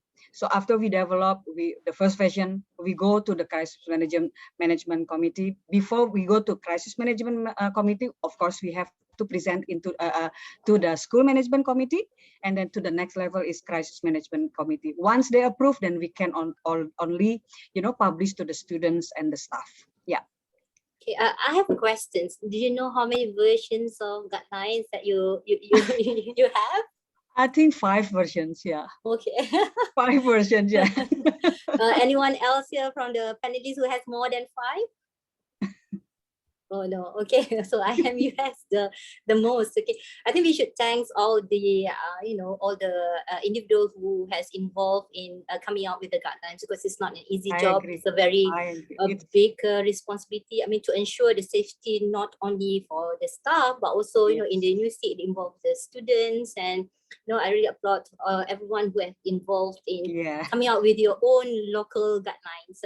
Good job to everyone. Okay, I would like to ask Dr. Norma. She's very far from us. She's in Kelantan. So how is it, Dr. Norma, in USM? How did you come up with the guidelines? What were the main, reference guidelines that you use in USM? Okay, thank you for the questions. Yeah, actually, basically in USM, actually we have, for information, we have 4 centers dealing in the teaching. So main is the dental sciences, where Korea first, and also have IPPT. Sorry, I'm not sure whether medical it's me or your line is breaking, Dr. Norma. Oh, okay. Can you hear me? Okay, now is better. Oh, all right. Okay, thank you. Yes. So sorry for this inconvenience. All right. So basically, we have 4 centers in USM, mainly School of Dental Sciences in Kuban, Korean. Hello, Dr. Norma. Dr. Norma. Okay, I think we lost her. Maybe okay. While waiting for her to join us back, I will just continue to the next questions. This time I would like to ask first to Dr. Shafina. All right. Okay. So you were, Dr. Shafina, you were in the infection control here. I think you were the first chairperson. Yep. Who come up with the first task force for the COVID. I think it was a very challenging time for you, and it was a very big responsibility for somebody who's very young, but she's very wise. Okay, so please share with us what were the difficulties or the challenges faced by you and your team when you first hit by the pandemic. Okay, Dr. Wafa, thank you very much for the question. I think I think we had similar issue with the rest of the dental faculties, issue with the development of the SOP itself. Sorry, Shafina, Dr. Norma, is it okay we continue the next question, then I'll come back to you later, okay? Sure. Okay, it's okay. I'm so sorry about the line. It's okay. Is it raining over there? So basically, in terms of the no, it's not. Oh, it's not. Okay. I don't know why. Supposedly it's quite good. Okay, basically for the SOP guidelines, mostly, is it okay? Yes. We can hear you. Yes, please continue. Now it's good. Okay. Clear. So, so basically we are following the MOH guidelines, and we also have the our nerve center. We call nerve center that produce the guideline and also SOP for the staff, students, and to be implemented. And also we also have the infections unit and epidemiology hospitals that also provided the guideline for us in order for us to make sure that everything is going smoothly and run properly following the SOP. So that's basically what USM have been implemented before and current and for now. Okay. All right. Okay. So, right. Okay. Thank you, Dr. Norma. Hopefully the line will be okay for the whole session. Yeah, I hope so. Okay. Yes, please, Dr. Shamina, please continue about your challenges and all the difficulties that you and your team has faced during the difficult times. Yeah, thank you again, Dr. Wafa. I think in we had similar issues faced by other dental faculties, especially with regards to emerging evidences, as Dr. Nikla has correctly pointed out. Evidences come and it changed over time, and that's kind of changed our approach to many things. I think we also have quite similar task force, but in we work very closely with our medical counterpart. They have their own SOP, so we follow their SOP very closely. And also we have OSH at the University of Malaya. So when we were developing our guidelines, we had support from these two bodies, but our main sort of information is from Dr. Azriza's team. It's from the Garis Panduan Kesihatan.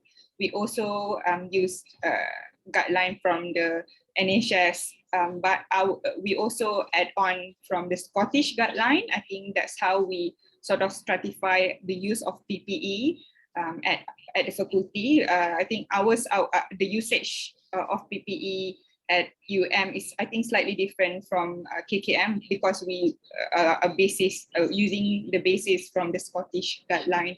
But I think overall, it was quite similar challenge as other faculties. But I think the major challenge faced is actually dissemination of the information. For example, like although we have the SOP in place, but to disseminate the information to the rest of the faculty members, to the students, is a major challenge because the students are not there at the faculty and the staff members have been working from home. So dissemination of the information, I think, was the hardest part of the implementation of the SOP. So we sort of, I think, thank God for the technology. We disseminate the information via such platform like webinar. We have also recorded videos, so that helps a lot with the dissemination of information, which I think that one of the hardest hurdle in the SOP dissemination. Since just now you mentioned about the Scottish guideline, do you mind sharing, very briefly, because maybe some of us are not really aware what is the content in the Scottish guidelines that you say something slightly different? Yeah, I think so. Let me just perhaps I'll just show us a slide if it is okay. Yes, please. Bear with me, because I'm using two devices. Okay, so I think many institutions, including KKM, there's only two groups of PPE, either the regular PPE that we normally use even before pandemic, plus the face shield, as well as the enhanced PPE, which is using N95, disposable gown, etc. At the University of Malaya, these two are still in place, but we also have another group, which is actually type B. Type B is actually, with regards to the PPE, is the same with non-AGP PPE, despite using handpieces or despite performing procedures using handpieces. But the difference is that the procedure can be done under rubber dam. So I think I know at the beginning of the pandemic, we were scared about the aerosol in dentistry, but after some research has emerged, we come to understand that the aerosol coming from the handpiece is sterile only when it hits the patient mucosa and saliva. Then it could carry certain risk of transmitting the disease. So on that basis, based on the Scottish guideline, we have employed the use of rubber dam. That is what we said as type B, although it is using hand pieces which produce aerosol, but given that there is some form of protection protecting the aerosol from reaching the saliva and mucosa, we sort of categorize that as low risk for transmission. Hence, the use of PPE is the same as non-aerosol producing procedures. Yeah. Feel free to ask me questions related to this. I think maybe some dental schools are also employing this. I'm not sure if we are alone on this. No, you're not alone, Not Dr. alone. Shati. You're not alone. we also have the same thing. So whenever we can put rubber dam, then we can assume that the AGP become non-AGP. As long as there is a rubber dam, so meaning whatever in the we can protect the infection, to contamination to another patient or to the operator. Yep, glad to hear that we are not alone in UM. No, you're not. We also do the same. As a conservative dentist, I'm so happy that rubber dam usage has increased so much. Yeah. Finally, everyone is using rubber Everyone dam. using, yeah. So No excuse anymore. some silver lining to the pandemic. Yeah. Without being forced. Yeah. Okay, Dr. Kartia, how about is it in MASA? So how did you overcome these challenges in MASA? Yeah, one of the biggest challenges, as mentioned just now, one is dissemination of the information. That was one of the challenge we had, but I think COVID, along with a lot of problems, has given some solutions of making everybody connected to WhatsApp. I don't know whether it is good, whether we should be thankful or not thankful, because people expect us to answer within 1 minute. Blue tick, red tick, green tick, so many problems. But at the same time, that was a good thing for us. We could disseminate the information through WhatsApp groups. We have created so many WhatsApp groups for all the classes, and it became very this thing. The biggest challenge was for us was, I think same to all the faculties, is the requirements. And the students were very nervous how to finish the requirement, how to call the patients. And the patients were nervous because so much of cases raising. It was that was one of the challenge of implementing the guideline. The problem is when we implement these type of guidelines, earlier the things were easy. As we all know that dentistry itself is a claustrophobic field, where we make the patient sit in a small chair, 2 people will be surrounding each other. If you're using a microscope coming down, loops. So it looks very claustrophobic. So what we realized throughout our managing this pandemic and treating patients especially was patients are more fearful looking at these big PPEs, attires by the students. So explaining the patients why we are doing it and how we are doing it was also a big challenge for us. So we had a sort of session before we start the treatment to all the patients, and the staff, students are all briefed on this. The one more challenge was screening the patients, the temperature checking, because as I've told you, our campus is a big campus. We had 3 layers of temperature checking, and as a protocol, we used to ask a question before they used to come to clinic. That means we ask on phone whether you have got any of the symptoms, whether you have got contact with anybody. So these were the questions which made people more anxious and nervous. So the major challenge was in terms of rendering the treatment by following all the guidelines and protocols which are in place. So we tried to overcome through a lot of explanation, but over the time, I think even the patients got used to this new norm, as we call it as, and things are a bit better right now. Yeah. I hope I answered the question. Thank you. Yes, I think now, even for children, now they are getting used to see people with masks and also with face shield. Last time we had problems when they are very anxious seeing dentists. But then because of the pandemic, there's a different anxiety. They don't meet with people. Yes. So they don't like to see, unfamiliar faces or people. So that's another challenge, I would say. Exactly. We overcome one problem, then there is another problem. So,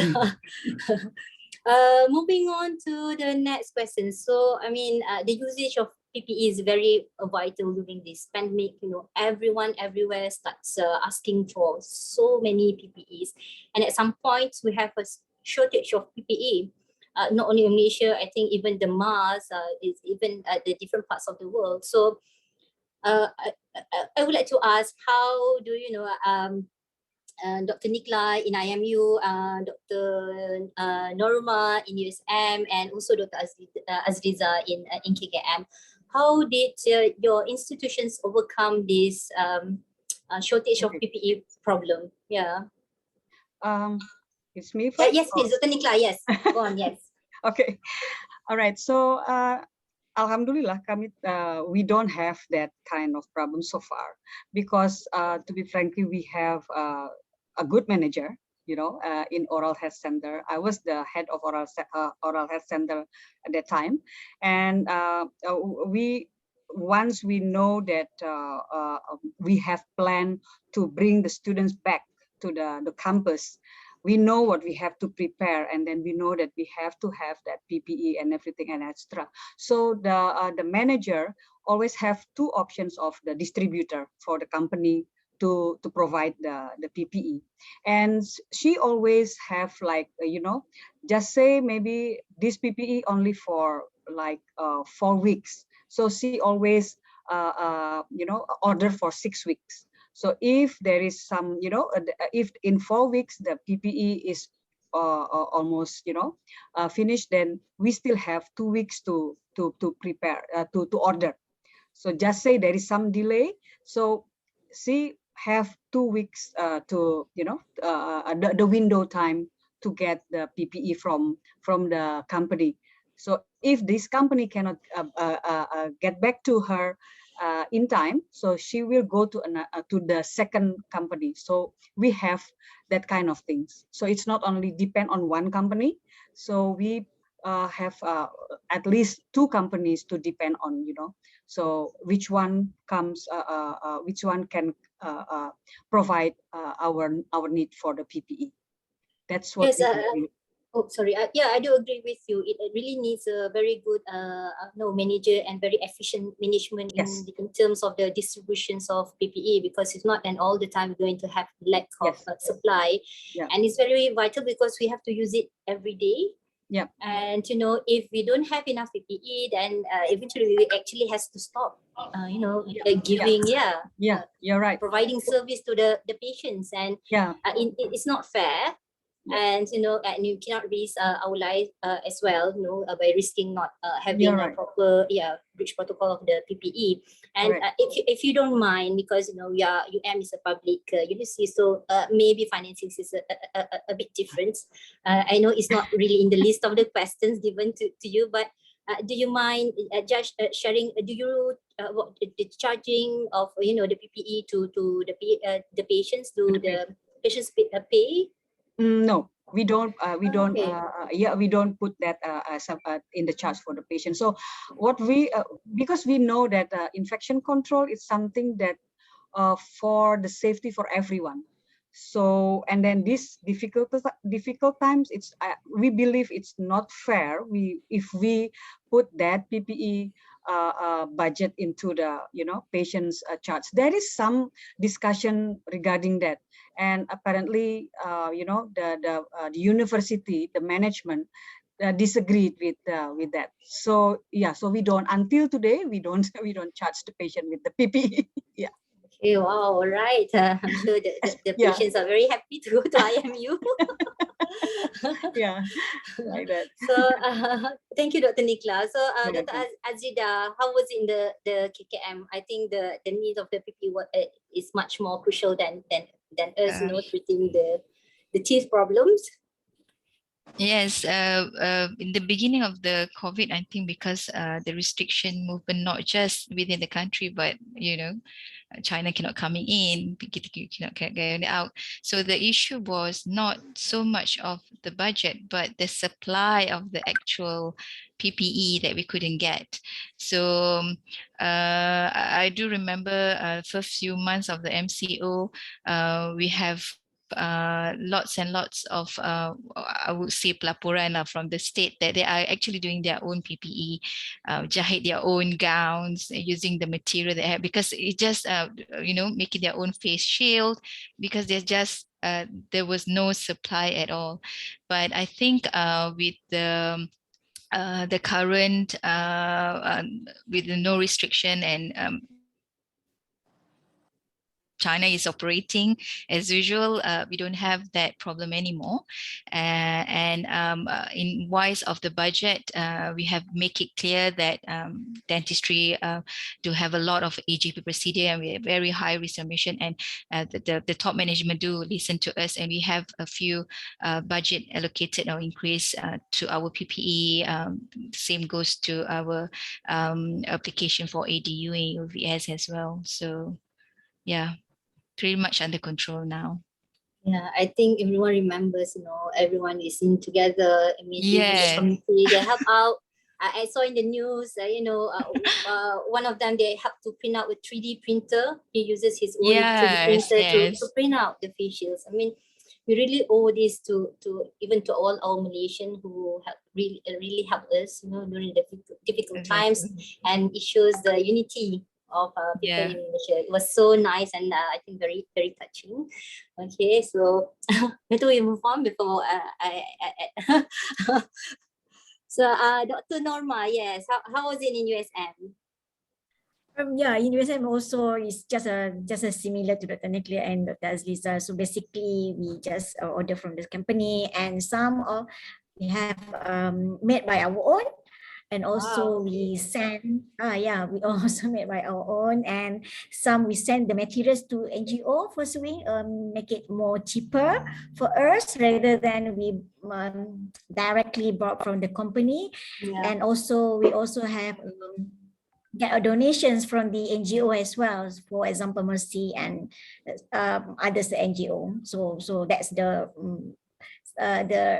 where we get the PPE, all right? So basically, we have no problems in terms of the PPE because we are planning and make sure that everything is enough for us to run the service and for the teaching as well. So the PPE, USM, so yourself, is it? Yes, my some of our staff saw the PPE, but some of them we send outside for the NGO for sewing.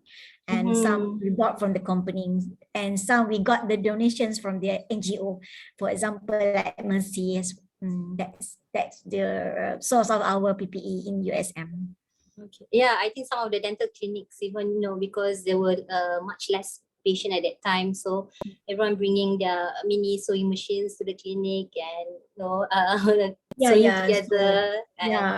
So luckily some of our staff also give us the machine so that we can swing the material PPE in USM. But currently mostly we bought from the company and get the donations.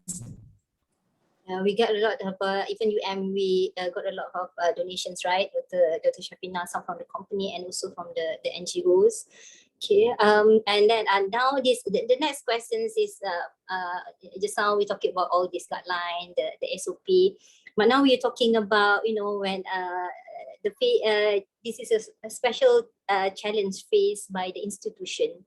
Okay, because we have students, so it's different running classes and exams. So it's a different ballgame than before. Last time it was face to face. Now everyone have to move to full online, and I think it's a different challenge as well. Even though it's easy because you can be online anywhere at any time, but then still to ensure that the smoothness of the exam and also the classes is another problem.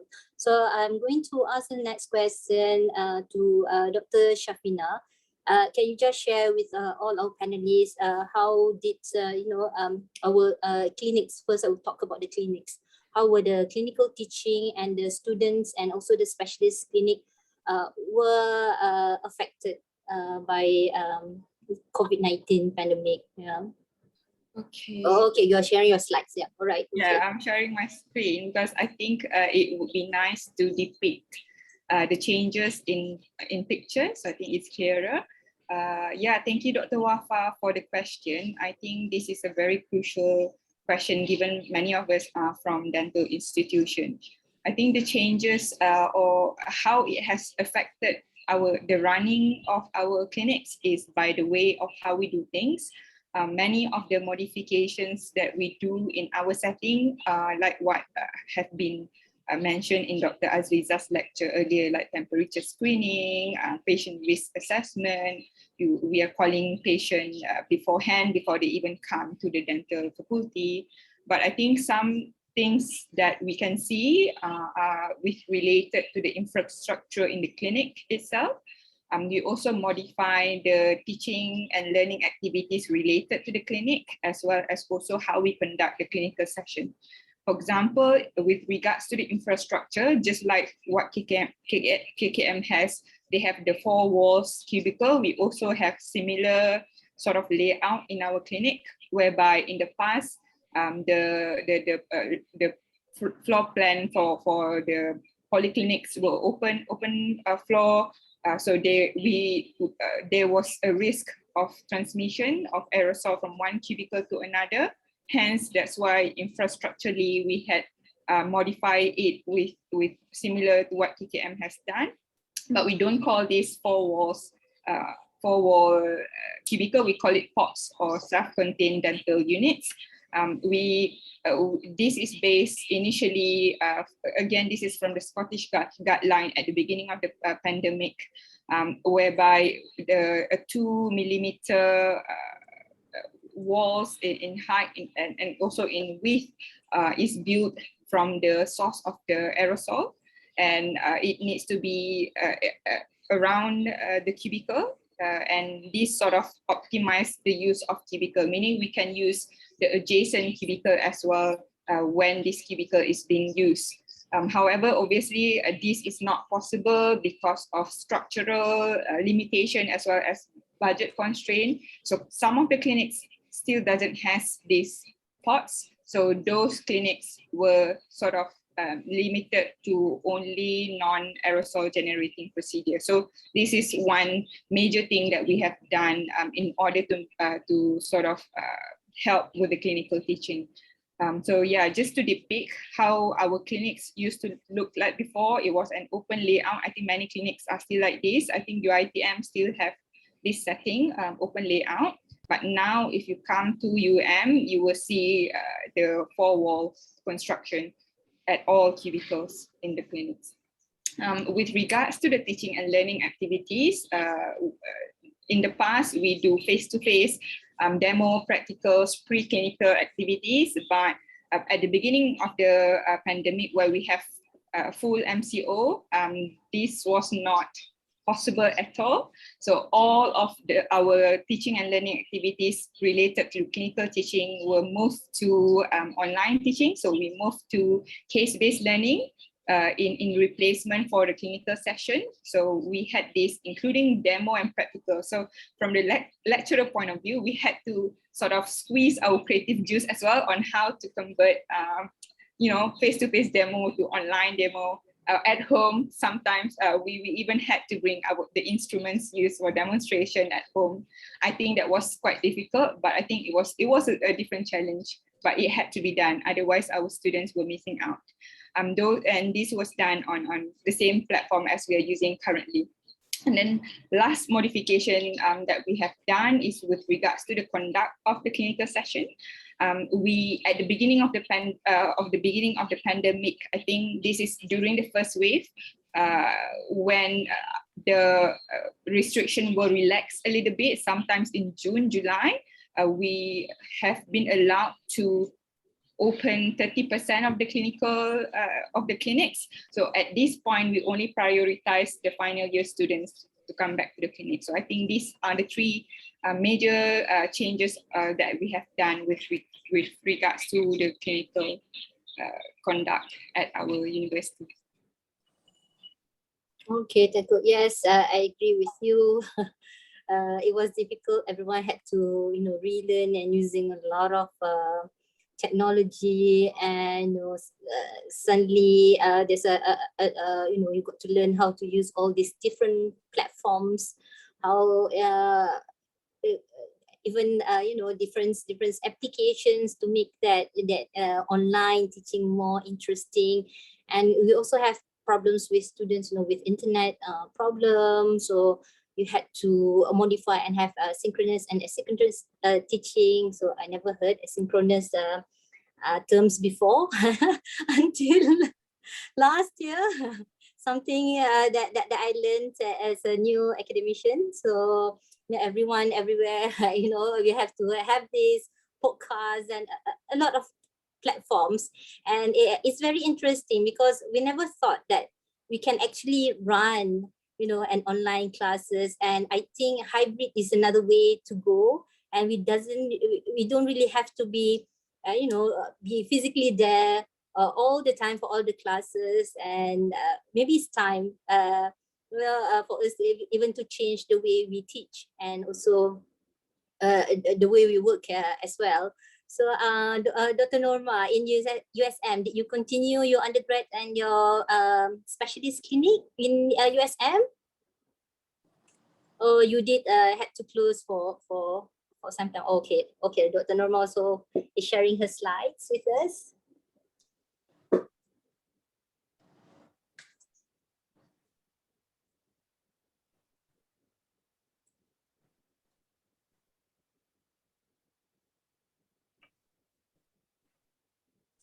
Hello, Dr. Norma.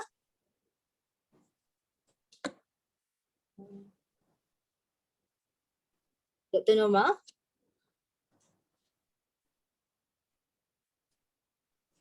Hello. Yes. Okay. Yes. Yeah. Okay. So I think USM also is not much difference compared to UM, because we also face the same thing for the undergraduates and postgraduate clinical teaching and the service as well. Okay.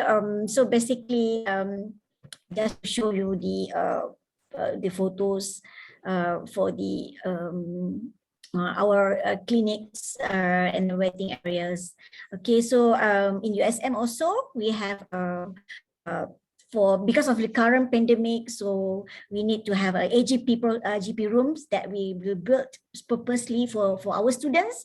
Okay, so this is if you can see, this is AGP rooms that can be used for the students, especially for AGP procedures. Okay, so basically they need to book this room, because we can provide about 20 rooms, AGP rooms, for one sessions for students, but particularly we prioritize the year 5 final year students. And also we have the student sections so that they will know what is the updates, guidelines, and all the informations. Okay, so in terms of the students, okay, so they also practice the four-handed dentistry, and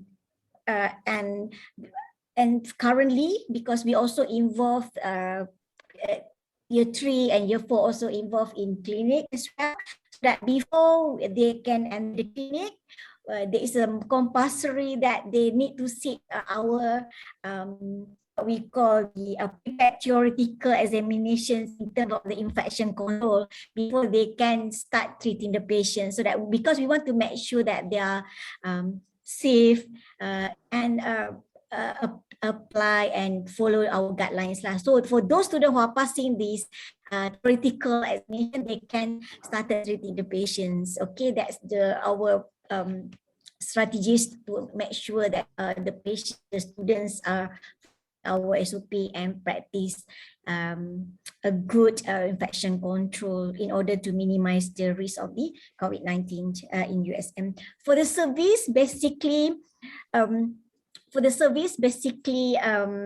so in orthodontic, especially because I'm an orthodontist, so for service, normally case for bonding and debone, we give the appointments at the ends of the session. So it means that we treat those are at quite low risk, and for the AGP, then we book the sessions at the ends of the sessions for every day. So that's our modifications in terms of the service. Other than that is for the patient, those are required minor surgery or dental clearance for the PIDS patients, and they are admitted before the procedures. They require a swab before the procedures, at least 36 hours before the procedures. So that's the strategies in order to for us to reduce the risk. And students also, for the student also, we have prepared, if you can see here, we have the box, trimming box, where students, if they want to trim the URA or appliance or denture and whatever, so they need to use the trimming board besides the suctions and high suctions and everything. So that's the modification that we did for the students. Okay, so I think that's all. So the 3D box, do you have it in a certain surgery room, is it? Yes, we provide all the trimming box in all our surgeries where students need. It's not for all students, but we have some of the box so that they need to go and get the box from the special rooms and bring to the cubicle that they want to use. So that in order to make sure that they're trimming inside the box, not outside the box. So just now you mentioned you have 20 rooms, right? Which is the enclosed one for yes, the 20 room for yes. AGP. That one is Yes. purposely for the undergraduate students. So how do means you that when they have so how do you distribute the rooms? Among the students, is it by rotation? Okay. So yeah. It's by a booking from the patient, from the students. So they book the room if they plan for the AGP procedure. So it's first come first basics lah. Okay, so we so every day, so they book the rooms lah. Basically, especially for the prosto and perio, that one is it's very require the GP rooms. That is only 20. That's the maximum at this time that we can provide for our students. So they just arrange it among themselves lah. Yes. All right, okay. Any complaints from the students saying that they might miss or couldn't get any chance to use the room? So that's why the management of the students, in terms of the booking system. So we must make sure that they are planning well their patients, because at initially of the MCO we focus on the final year students, but currently they treat year 3 and year 4, also year 5 also we starting the patients as well.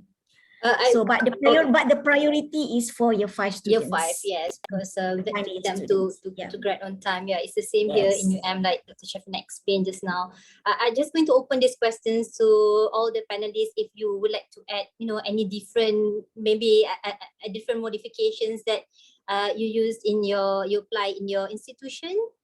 That's something a bit different from what Dr. Shafina and Dr. Noma has explained. Anything, Dr. Tengku? Yes. Okay, Dr. Wafa, thank you.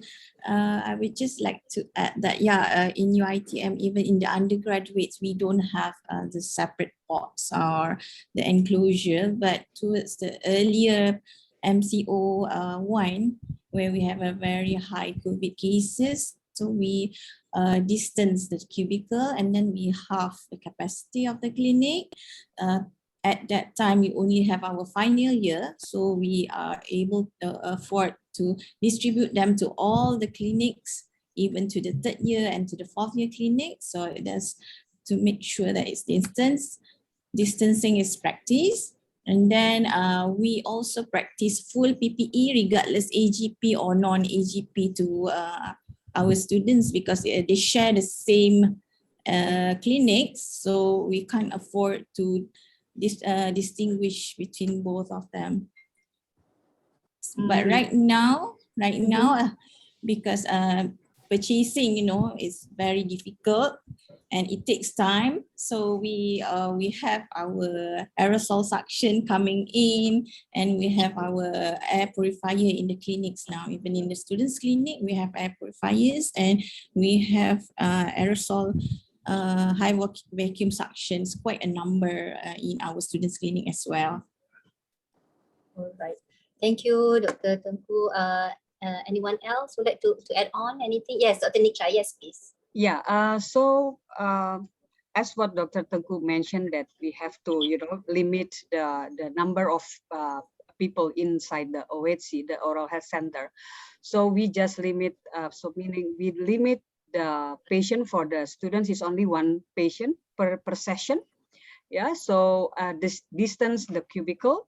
So previously we only have 11 rooms for AGP, and we have the final year students is around 46.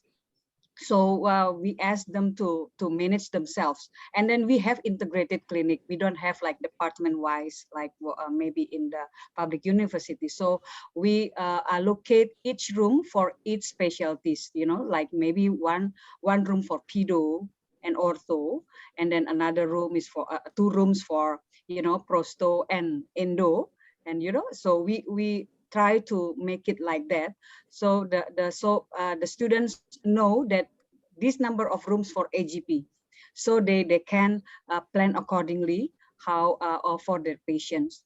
So because of that, now the number of students also increasing in the clinic, so now we have already have additional 20 rooms for AGP room with the proper ventilation, and then with the with the proper wall, with the proper the disinfection, decontamination equipment for that kind of room. So now we have already, so meaning we have 31 AGP rooms for the students' clinic.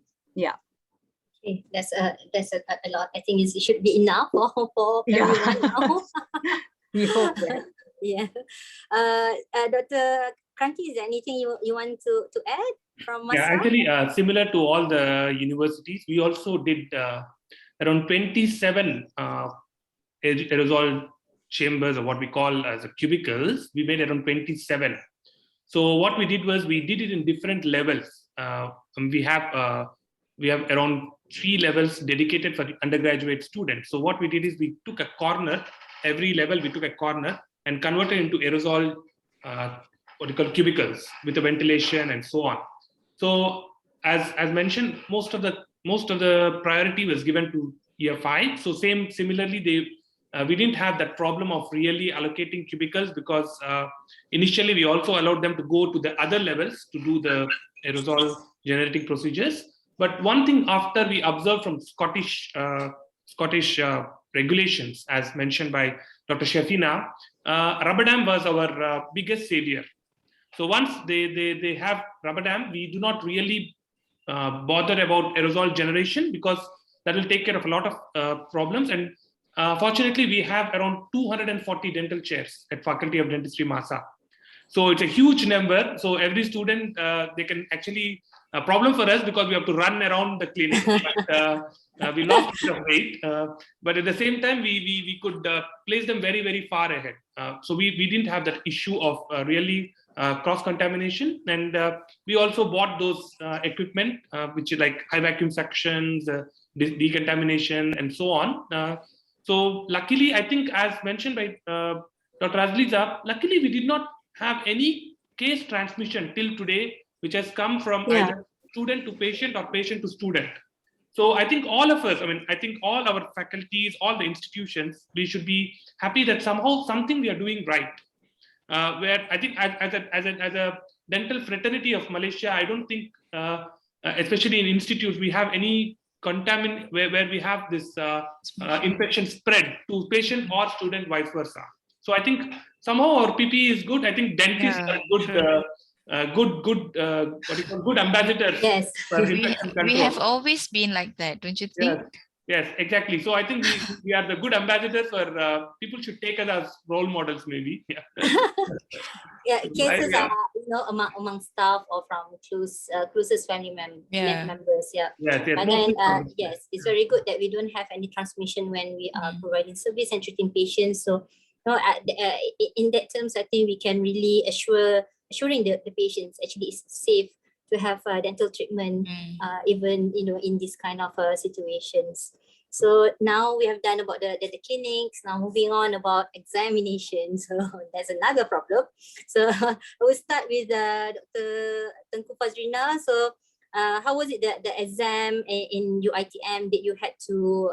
I'm sure the exam dates change many times, but is it at some point you in UITM decided to maybe to defer or to postpone the exam?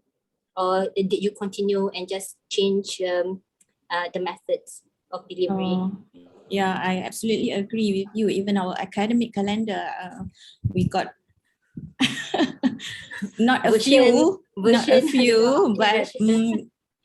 a lot of versions. So the exam itself, when the pandemic started, so we try as much as we can to push forward the exam, but eventually we realized that we could not postpone anymore. So we have to adapt to ourselves. So what we did was, I think everyone is adapting to online examination. Right, so online examination. All right, thank you. Okay. Okay. Sorry. So online examination. So with us, we have online examination where students uses two devices. So one device they use to conduct the exam, and the other devices is for the invigilation. So how they do is that we split into small groups. We had a lot of challenges as well. This one where we have to rope in each and every one of the lecturers to be the invigilator, because we have small groups and everyone needs to be assigned to small groups as like a hawk. So first thing that what we have is to look on check on the surroundings. So it is quite unusual for us, especially when the students are at home. So we need to check around their rooms or their living room. So it is a new experience to most of us. And then in terms of the conduct of the exam for online, the students are conducting on a safety exam browse, SEB, we call it with a safe exam browser, where when during the examination, they cannot open to other applications. All right, so that is for the online exam. But at one point also, when the final year students came in, we had to also conduct our OSCE, which is our clinical examination. That is another challenge as well, where we had to do in small batches. Then we had to distance even in exam, we already put them far apart, but this time it has to be like 1 or 2 meters apart to observe the distancing, and then in small batches. And then of course with full PPE, so they were, and each of them, we equip them with sanitizer. So everyone is concerned, actually, not only the exam, the students, but also the examiners. What about how they touch the exam question? How about if they touch the models and all that? So everyone is scared actually. So we had to conduct the exam in a proper way so that everyone feels safe. So everyone was in full PPE, and each of them, we have equipped them with a small bottle of sanitizer, with face shield. So Alhamdulillah, everything went well for the OSCE examination, and it is indeed an experience to all of us, the lecturers as well. I think it was very hard to be an invigilator during an online exam, because you really need to sit there and not moving, and you're looking at different screens and looking at what the students doing, and even going to the toilet. I think That's the I problem when the agree. invigilator, not the student. Yeah, the and the timing is actually you have on the duration of the exam is actually the exam duration is much more longer. You only have like 15 minutes to answer the questions, but you have half an hour or 1 hour earlier. You have to come in and do all the checkups and all the Yeah. everything. So Agree. it's taxing as well. I mean, if it's a physical exam, you still can move around and, but then in an online exam, you'll be sitting on a chair and looking at your screen for what, 2 hours? I think it was really hard. Yeah. So, Dr. Shamina, mind sharing what we had in UM as well? Yeah, in UM, it was very similar to what Dr. Tengku has said. But I think so far, even in the last academic calendar or even the current academic calendar, we didn't delay any exam. I think our students finished as per schedule, even before the pandemic, maybe slightly late by a few weeks, but we were not delayed. I mean, we followed the original tentative schedule, but the conduct of the exam for the rest of the students, including the final year for written exam, yes, were done in a similar manner like UITM. We also have the safety browser, we call it the responders browser, in which the university has purchased that kind of blocks everything on the student's device, be it a document or PowerPoint or even their WhatsApp, they can't open except the exam questions. So I think that helps a lot. Although with any application, it has drawback to a certain extent. For example, I remember invigilating a postgraduate exam. On the day of the exam, the license for that responders monitor expired. So, with online exam, there are so many things that we need to think about. There's always plan A, B, C. If A doesn't work, you always need a backup plan because you never know what's going to happen. So I think those are the tiny little things about challenges with regards to implementing online exam. But I agree with Dr. Tengku. We need to prepare beforehand. But in hindsight, I think if we're doing online, if we're doing face-to-face exam, I think it's the same because we need to prepare ourselves. We need to drive to the faculty. So actually, perhaps the timing is similar in a way. Perhaps it's a different way of stress. But yeah, I suppose with online exam, there are pros and cons as well. Even face to face, there are certain pro and cons. Yeah, but for the final exam, we also do face to face methods for OSCE and last for year 4. No, not just for OSCE. Into 2020, we had a hybrid mode where the student is not present, they are online, but the simulated patient and also the assessor are on site.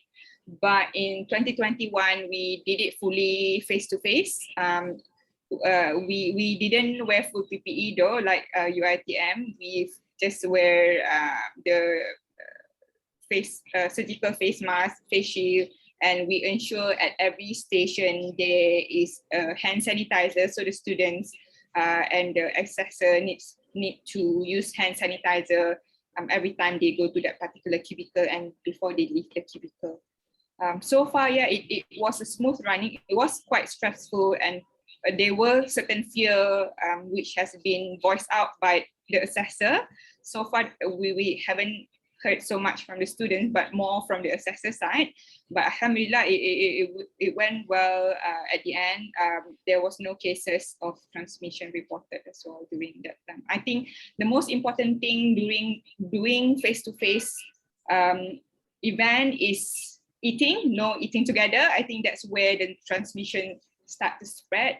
I think as long as we keep everything with proper standard operating procedure, packed food, and they can't eat together, I think we can get the transmission under control. Yeah. Okay, thank you, Dr. Shafina, for the explanation. So we have actually covered quite a lot. We have talked about the guidelines and the SOP, and then we're moving on to the exams and clinics in the learning institutions. So now we are at the last part of the questions. We have about three more last questions, okay? And these last 3 questions is more about vaccination among the staff, the patients, and also the compliance of, towards the guidelines and the SOP, because we can always come up with so many SOPs or guidelines, but if there is no compliance, then it will fail. So I will start the questions about, we have, I think, making the vaccination compulsory for all the staff, the students, the academicians, the clinicians. But I think Dr. Azila even mentioned, even in KKM, there's less than 1%, is it? That refuse vaccination, or they didn't get, yet, or it's more of a refusal. Refusal. Okay. 0 point something. Okay. Yeah. I mean, it quite surprised, for person or personnel who work in this, health, because I think we should have more knowledge and understanding about infections and transmission, but still, that's challenge we had to face when dealing with staff and people. So how about Dr. Kranti? How's in MASA? Did you have any problem or resistance among the students and staff that they refuse to be vaccinated? Fortunately, no. We had none of the staff actually refused or hesitant to get the vaccination. 1 or 2 staff had some issues with allergy, but that was sorted out and it was taken care. So now, right now, our Faculty of Dentistry, 100% staff and students are vaccinated. What happened was, only problem we had was staff was not a problem because we were all in the frontliners. So luckily we got our vaccination both for Malaysians and we have a good number of non-Malaysian expat staff in MASA. But luckily, I think KKM was considerate enough and they arranged for a vaccination and all of us could get vaccination. Along icing on the cake was, MASA was a PPV center. It became a vaccination center. So some advantage of getting some vaccines a bit faster when when we became vaccination center also helped us. For the students, we had a bit of difficulty, especially for few of them when we started back our faculty and when we had the facilities running. Some of them were not able to get the appointments. So most of them got, but few of them were not able to get the appointment, especially with AstraZeneca dose, where they took the first dose and the second dose, the time frame was a bit more. So there were some students where they could not get, so there was a bit of delay, but students being students, they were very concerned about their requirements. You see, I mean, all their batchmates are coming and some of them couldn't come because they were not vaccinated, because we were trying to tell them, get vaccinated, it'll be safe to you and so on. And so that was one of the issues. That's the only issue we had. But right now, I think, as far as my understanding, all the students could get both the doses of vaccination and they're all fine. So we didn't have any, no resistance whatsoever, and a bit of hesitancy, but I think it was absolutely fine. No issues at all. Is there any plan for the booster dose? We are waiting for the guideline, I think. Right now, hopefully, yeah. When we fall in the frontliner zone, and I think I see already some of the private and the government dentists posting in Facebook that they're getting the booster dose. I think it's just a matter of time we all get it. Okay. Yeah. Sorry. Okay. Dr. Shafina, how was it in UM? I think did we have any problem with that? Maybe I'm not so aware of it. We sort of have a number of staff who were having severe allergy, but I think at the end they took, because our vaccination center is at PPUM, it's a hospital PPV, so in the end they took the vaccination. I remember we didn't have much hesitancy, but I remember one particular undergraduate student, he actually refused to get vaccination due to religious reason. But our deputy dean of undergraduate is really good, so I think she talked to the students, and at the end the student took the vaccination. So yeah, I think only one particular case of hesitancy, but otherwise we are all good. And with regards to the booster dose, we have sent our names for the booster dose. Some of our oral maxillofacial colleagues have gotten their booster dose. I suppose the rest of the faculty will get it very soon. Yes, hopefully we are waiting for our appointment date. Now, okay, yes, Dr. Azriza.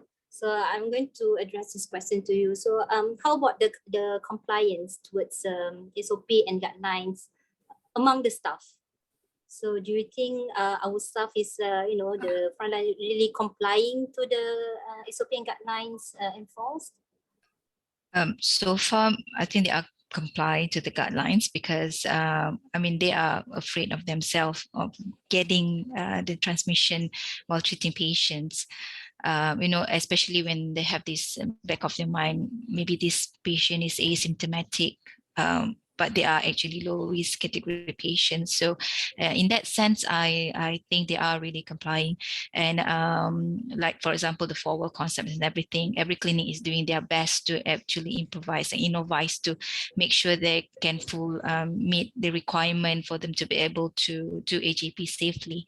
But the things that I'm worried about is the compliance of the SOP when they are out of the clinic, in the community, in the pantry, in surau, makan, because we are human, we love to socialize, I suppose. With pandemic, you tend to eat on your own, and sometimes that's the bit of the compliance that I'm worried about. But in dental delivery, in routine procedure, I'm not too worried about that. So, Dr. Tengku Fazrina, how's in UITM? I think maybe among the students. Can you comment a little bit about students? Okay, among the students being students, they need to always be reminded, that's all. So when you are out of their sight, so you are out of their mind actually. So if in the clinical facilities, like let's say in the clinic, I'm not quite worried with them because they all follow the protocols and everything are in order. But when they are out of clinic, even as mentioned by Dr. Azliza, they also get together, socialize and eatings, and then they go to the locker room and also when they are in college as well, because they've already been home for a long time, so they would like to meet up with their friends, and we always repeatedly remind them on all this. So it's always repetition to them. So there's a lot of bad cops as well on the ground. Yes, I do. I mean, one of the problems that we have here is, during break time or lunch time, where should these students go?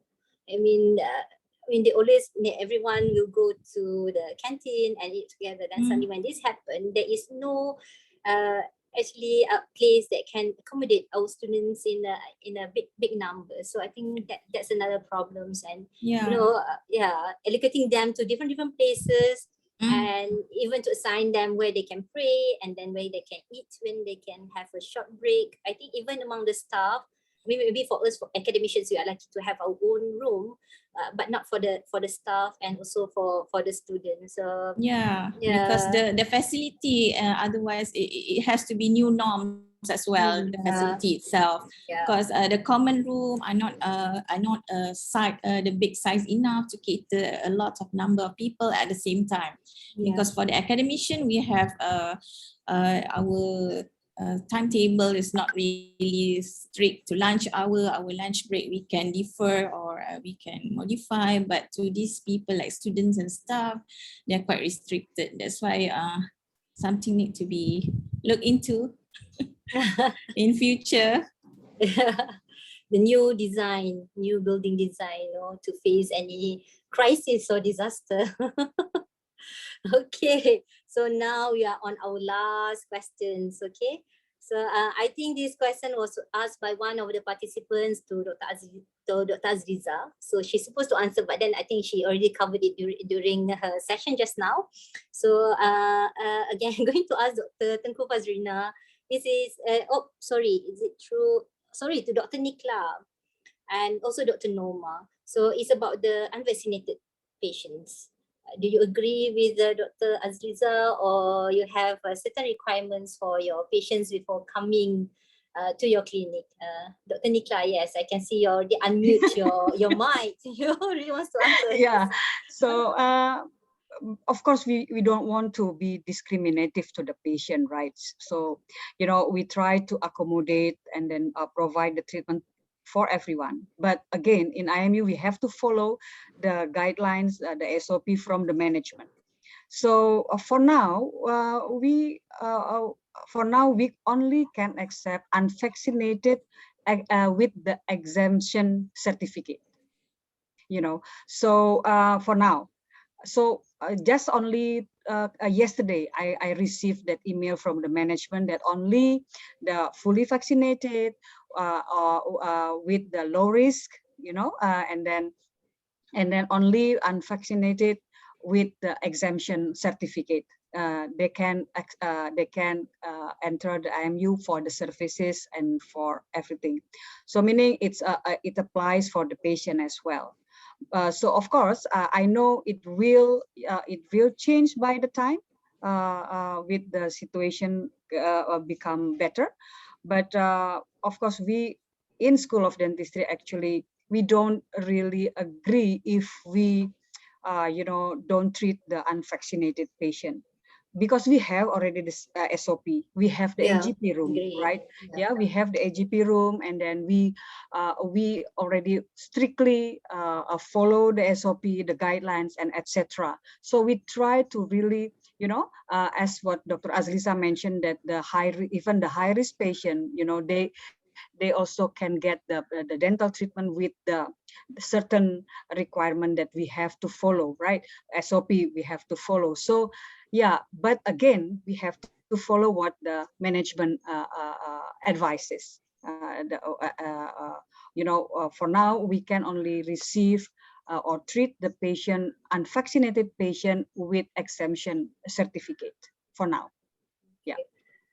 Do you understand why they come up with the decision? Is it and like maybe an initiative to push more people to get vaccinated, or? I guess so, because in IMU we really support the vaccination, and all the staff already 100% vaccinated, and students, only few students exemption from the vaccination because of the severe allergy. And the students can show the certificate for the exemption from the doctors, So yeah, of course, I think that's the objective of the announcement. Yeah. I think it's supposed to be Dr. Norma, right? Yeah, at this time, our Hospital University Science Malaysia accept all type of the patients, either vaccinated or non-vaccinated. But for those clinicians and then postgraduate students and undergraduate students, they must vaccinated before they can treat the patients. So because USM also one of the center of PPE, PPV. For the vaccination, so that those patients who are not vaccinated yet, we advise and help them to register to get vaccine in USM center in USM center. But every time I treat my patients, when I ask them, basically most of them are vaccinated except underage patients. So I think I agree with Dr. Azliza as well. We cannot discriminate the patients, and we need to treat the patient with following the SOP, straight SOP. I think will be safe. So is it like a routine question? You will ask your patients whether they are vaccinated or not, or out of curiosity, or what? Yeah. You ask, yeah. Yeah, because for Yeah. me, I'm routinely ask all my patients regarding the vaccination status, because if not, I will advise them and help them to register to get vaccine in USM. That's my purpose of asking them in terms of their status, not to discriminate, but just to help and get them vaccinated in USM. Yeah, I think it's a good point what Dr. Norma, asking our patients. I mean, I in PITS, so that's not so many patients that I can ask. But then maybe the parents, when the parents come, maybe we can ask, and because maybe we might have to vaccinate even the younger children. We are waiting for that news. So hopefully, I mean, at the same time, we can also have and give awareness to our patients that that they should get vaccinated, because we can't discriminate our patients. That's our oath. We have to treat everyone regardless the religion, the differences in the political stand or opinions.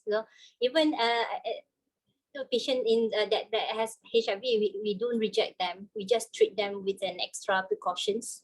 So I don't think COVID-19 patient who has COVID-19 is something different. But then we treat them with very cautious, wearing our PPE, and maybe to be a bit selective. Looking at the current situation, whether they are effective or not, then they shouldn't be treated if it's not emergency. So I think it backs to our judgment whether the treatment should be treated, and we should always assume that everyone is infectious or have, we might have, we do not know, right? So let's just be very cautious and careful when we are doing our patients. So I think those are all the questions that we have for today. Is there anything else from the panelists here that you would like to to say, or to add anything else? I think we have a very great line of speakers today. It's a very good sharing. It's very nice to hear from everyone. What is everyone doing? And it's nice that knowing there are other people that facing the same problems, the same challenges with us, and it will give us more motivations, to move forward. And looking at today's title, from pandemic to endemic, I really hope that we're going to be in the endemic phase very, very soon. So that at least we can go back sort of like back to normal life pre-COVID. Maybe not fully, but at least most of the parts we can live like that before. So again, I would like to thanks to everyone, especially to the panelists for accepting our invitation to join this forum today. And I hope and thank you for all participants who stayed until this time. I know it's not easy. It's on Friday, past 5 already. So sorry, thank you Dr. Wafa. Do Yes? you want to address some of the question in the chat box? There are yes. there are some of the questions that haven't in the been chat box, answered. yeah. Yeah. I think Maybe there's a lot of questions. Yeah, I think actually. some of the questions been answered by Dr. Azliza. But there's one question, Dr. Aziza, maybe you missed that question from Dr. Termizi. I've already answered him just like a minute ago. Oh, okay, all right, all right. Okay. Is there any questions? I think because there's a lot of questions. Which yeah, I think all been answered. Yeah, by all been answered already. Yeah, Is there anything by Dr. else? Aziza. I think one hasn't been answered from iPhone. Is it okay if I take that one? Yes, please. Yes, please. Yes, please. Let me just find it again. Sorry. Yeah, I must thank Dr. Azliza for answering the questions on behalf of the panelists. Okay, I think it was something about multiple supervision using pods. In because the structure is still the same with even before pandemic, it's just that we have barriers. So we still use the same sort of supervision techniques in which we supervise 5 to 6 pairs of students by one lecturer. It's just that, for example, because we have sufficient number of the self-containing pods, the students didn't have the booking system like what USM has, so they practically just go back to their own cubicles. The only difference we had at UM is just if let's say within the 5 to 6 pairs of students, there is at least one pair of students performing AGP type A, we said, in which require full PPE, the supervisor needs to wear full PPE. That's all. Otherwise, it's pretty much the same. I think Dr. Kranti has mentioned earlier, he was the same as well. It's just that he need to run from one place to another. So yeah, it didn't change much. Thank you for answering on my behalf also. Actually, I've been to UM as an examiner when the pandemic was at its peak. Yeah. So I think UM was the first university to call the students for their OSCE exam. I remember very vividly. And when I saw the structure, I was so amazed. I thought, oh my gosh, we are going to do this. So then we came back and we did something like that. And from then the whole scenario of dentistry changed with these aerosol chambers and things coming up, and PPEs look like as if we are going to moon. But yeah, that's how the life is. Yeah. All right. Any more questions? Again, about supervision. Dr. Aziza, can we get one more question? There's a question about how can Ministry of Health ensure adequate clinical exposure for dentists who graduated during the pandemic before their contract ends? Oh, clinical exposure, you mean, okay, at the moment we do have a logbook for each, what we call new dental officer, right? New dental officer, aka the contract, because of its, the no more permanent post. That's why we are referring them as contract officer. But the new dental officer program had been there for a while and we have not changed anything. So it means that they have their logbook to fill up as well. So, it depends on certain clinics. For example, we revise and we look at the problem every now and then during meeting at the higher level here at the oral health programs, and state that do have problems will voice out and we find a solution. For example, if certain officer do not have exposure in certain specialty, for example, because of some hospital are now designated for COVID-19 hospital. So we do have arrangement or options for this state to do attachment with another state. But so far when we do the meeting or get together, we don't really have any problems pertaining from the state saying their first year or the new dental officer do not have enough cases in their logbook. So far it's good. Having said that, we do have question as well because learning from what we have discussed today is I taught here myself in the oral health program we have a challenge during our guideline, but I guess the faculty have a bigger challenge because not just treating patient, you have to deal with students and requirements as well. So we do anyone can answer me just for the sake of discussions, because we do agree that pandemic has impact the student number and student exposed to all this as compared to before pandemic. So I think hopefully we can go hand in hand. Having said, the question was how do we ensure their competency or the requirement in oral health, and the same question can goes back to the faculty. How do you ensure? I suppose you have things to ensure at least they covered the minimum requirement for them to able to graduate. So anyone can answer me. I mean, it's a challenge, but I think the minimum requirement need to be fulfilled for them before they're able to graduate. Yes, okay. Yeah, I'll take up. I think Dr. Azliza, you have shifted the ball back to us before they come to you, right? But actually, it's a very, very fair question which was asked by the audience. Actually the Dental Deans Council, after this pandemic has come in, they all met and they all came together and they all came out with a framework of minimal clinical experience and expected clinical experience. So what they have done is the minimal clinical experience, every graduate, when they finish the 5-year course in Malaysia, have to have this minimal clinical experience along with something called as competency. So they will have to finish this minimal clinical experience and they have to pass the competency. And this minimal clinical experience in various departments has been thought over and came to a considerable amount of figure where they will be equipped to treat patients safely and effectively. At the same time, we also make sure that this minimal clinical experience is tested in competency.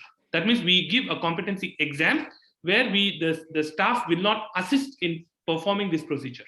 So the student he's already competent enough to do this procedure without any help. So that way we have made sure that all the departments, I think the Dean's Council had made sure, ranging from bread and butter, that is conservative, or oral surgery, pediatric, periodontics, every department has got minimal clinical experience where they will be a safe practitioner, if not a very amazing practitioner, but they'll definitely be a safe and effective practitioner when they finish their undergraduate course. Yeah. And the expected clinical experience, there have been certain leeways have been given wherever it is possible that the patient can be substituted with a model or an extracted tooth. That was also provided as a expected clinical experience. That means, for example, a molar endodontics. I'm an endodontist, so I can give an example of if they were not able to get a molar patient, but they have to do exactly the same way on an extracted tooth to make sure that they are competent enough, or at least they are aware of how to perform a molar endodontics basically. So that is what we do in our faculties. I think that's what I think most of the faculties in Malaysia are doing it. Yeah. If I can answer for all of you. Yes. Thank you. Thank you. Dr. Azlia, you happy with the answer? Yeah, pretty much. Okay. All right. Is there any more questions, or are we ready for a photography session? I think we really love to do this for all our online webinar session, taking pictures at the end. So I just want to comment, we have a great moderator, Dr. Wafa. You made the environment so lively. I think we all moved out of our uncomfort zone to comfort zone. Thank you very much for that, actually. Thank you so much.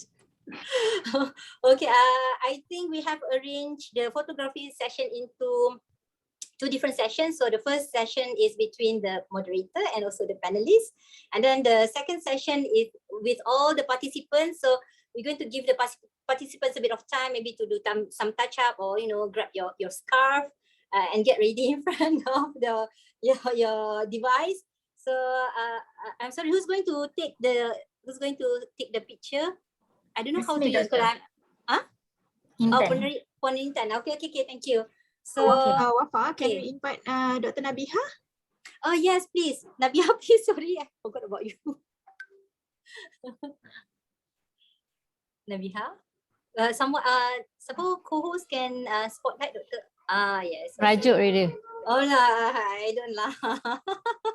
Okay. So now currently we have Dr. Wafa, Dr. Tengku, Dr. Nikla, Dr. Norma, Dr. Shafina, Dr. Kranti, Dr. Aziz, and Dr. Nabiha.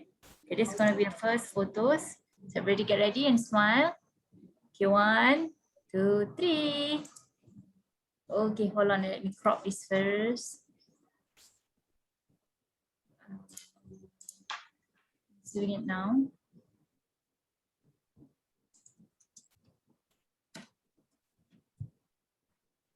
All right.